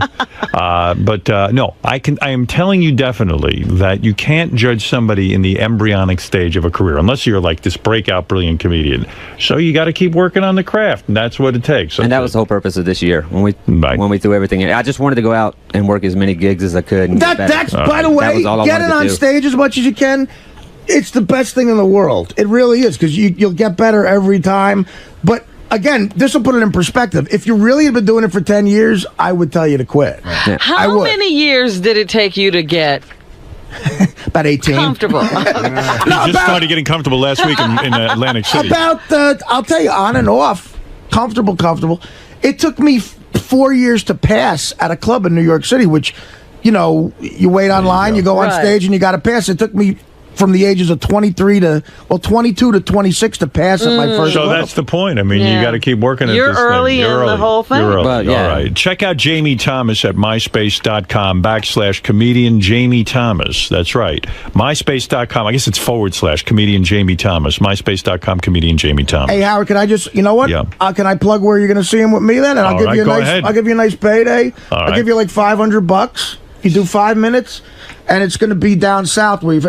Look for us in Wellington, Florida, Saturday, March 22nd, the Cultural Trust of the Palm Beaches. So it'll be Jamie Thomas and Artie Lange. And Greg Fitzsimmons. All right. And the great Eddie Brill. And call 561-333-4948. March 22nd, Saturday, the Cultural Trust of the Palm Beaches. Sounds like a good break. And tape it so we can hear what Jamie That's does. the other thing. Follow your career. We'll follow your career. All right, Thanks, Jamie, good luck to you. You had a tough life, and you got a tough life on the road with the wife and kids there in the bus. I wish you a lot of luck. I really do. And hope you do well. Pleasure to meet you. You're a veteran, an Air Force guy, so we're pulling for you. Do you have a tape of you doing stand-up? Yeah, I do actually. I got a CD. You should give us that, too. Yeah. Okay. Yeah, it is stuff most white people have ever performed in front of. So. Well, let me tell you, us white people, we're real tough, especially Yeah, you don't want to perform before white people. Right. They're very tough. Yeah. All right. Thanks, Jamie. Nice meeting you. And there he is, Jamie Thomas, Robin, who is trying to be a comedian. Yeah. He's trying. All right, you're doing all right, man. You're gonna. Yeah, that's hard to get up there and do what you just did. You just did a good job. Bob, go ahead. You're on the air. Hey, first-time caller, long-time listener. He needed a hook. That hook should be, your parents might be retarded if, kind of like a Foxworthy thing. What do you think? All right, well, there you go. Yeah, well, I mean, that's too close. But as an exercise, yeah, definitely, to get better on stage. Sure. All right, I like that guy. And, give a shout-out to whatever his name is. Jamie Thomas. No, not Jamie. Jeff Foxworthy. Well, that ain't going to work on the Tonight Show.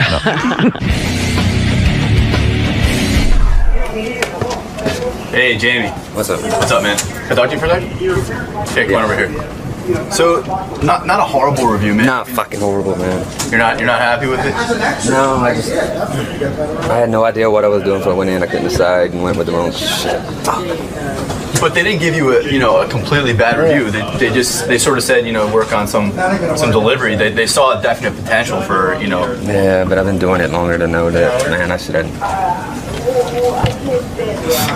What were some of the things you thought you could have gone into better? Like, what were some other? I wasn't clear about the bit I was going to do, and when I got in there and they started asking all the questions about the family, I went with something that had worked a few weeks ago right in the middle of my act, and didn't remember it. But they even acknowledged that that's not an easy way to get into your comedy, to just throw you under the spotlight in the middle of your routine. Yeah, it's not a traditional way. I should be better now. Wow, you're being hard on yourself. They gave you a pretty good review. They said you should keep doing it. I think Jamie's upset. Plus the fact that Artie's going to give you a shot to get up on stage. I mean, that in itself could be, a chance to, if you felt you didn't do so well today. You got a shot with Artie? You got a shot with Artie. You got a shot of redemption. So yeah, hopefully.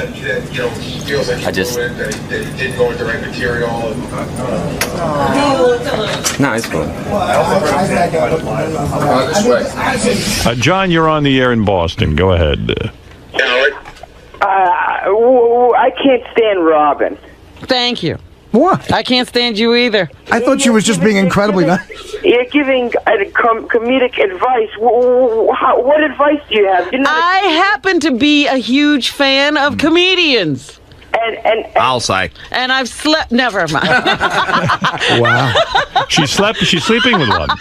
You know what? That's how big a fan she is. She gives and gives and Let's gives. just say last night she had a funny bone inside of her. Oh, yeah. It's like the old Levy joke. Silly. A 6-inch funny bone. What is it, Gary?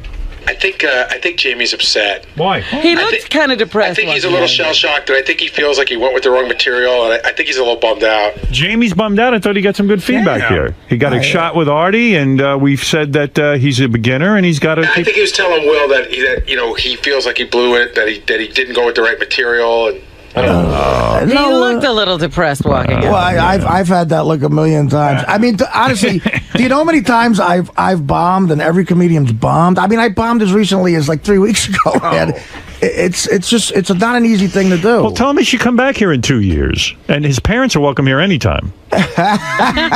Well, look, he'll be in front of a crowd. It's could be regular. March 22nd, he'll be in front of a crowd, and we'll tape it. If he brings it, it'll be good. All right. Yeah, there's another day. Let me speak to him for a second. He had a presence. We're saying he's got to develop. Jesus Christ. I mean, why are you walking around bummed out? Oh, no. Be honest. Be honest. You bummed out? We gave you good feedback here. You got a shot with Artie in front of the audience. That's great. Yes, sir. You got. Look, we're telling you, you got something going on. We don't know what the fuck you got, but you got something. No, I know. I appreciate it. I was just being. It's just an honest reaction, man. Dude, 14 months. It's really so in the early beginning. On. Yeah. You're likable. Definitely, that's for sure. And as Fred said, you have a look. And Fred knows all about that. I think he could really exploit that. I mean, you just brought up something. Could you imagine, talking about the first time, he brought his wife home to meet his parents? That must have been a pretty interesting situation. Let Fred write real life situations like that. I mean, that's what that's what majority of my act is. It's just been my life. And but you go out there, you say a lot of people think I'm sick because you look kind of sickly. You say, a lot of people think I have rickets. He even had a good joke a couple of minutes ago. He says, "This is the most white people I've ever played in front of." Which you could use. Jokes what you should try? You go here's an old joke, but it'll be perfect for you. You could say I recently took an AIDS test, and I got a 65. I know, and that's going to work. Could even say this is the most amount of white people I've ever worked in front of. And therefore, I'm going to do all of Eddie Murphy's act because you guys probably don't even know. You guys are all too scared to sit in front of him. Right. All right. So listen, don't be bummed out. Get out there. Keep honing your craft. All right. Go ahead. I relate to it, man. You shouldn't be bummed out. 14 months. We'll do this gig. You make some money. You'll be all right. All right. Hold $500. Come on. No, I'm saying no. You know. All right. Thank you. The start. And an iPhone. Yeah, and an iPhone. I'll give you Benji's iPhone. The last thing he needs.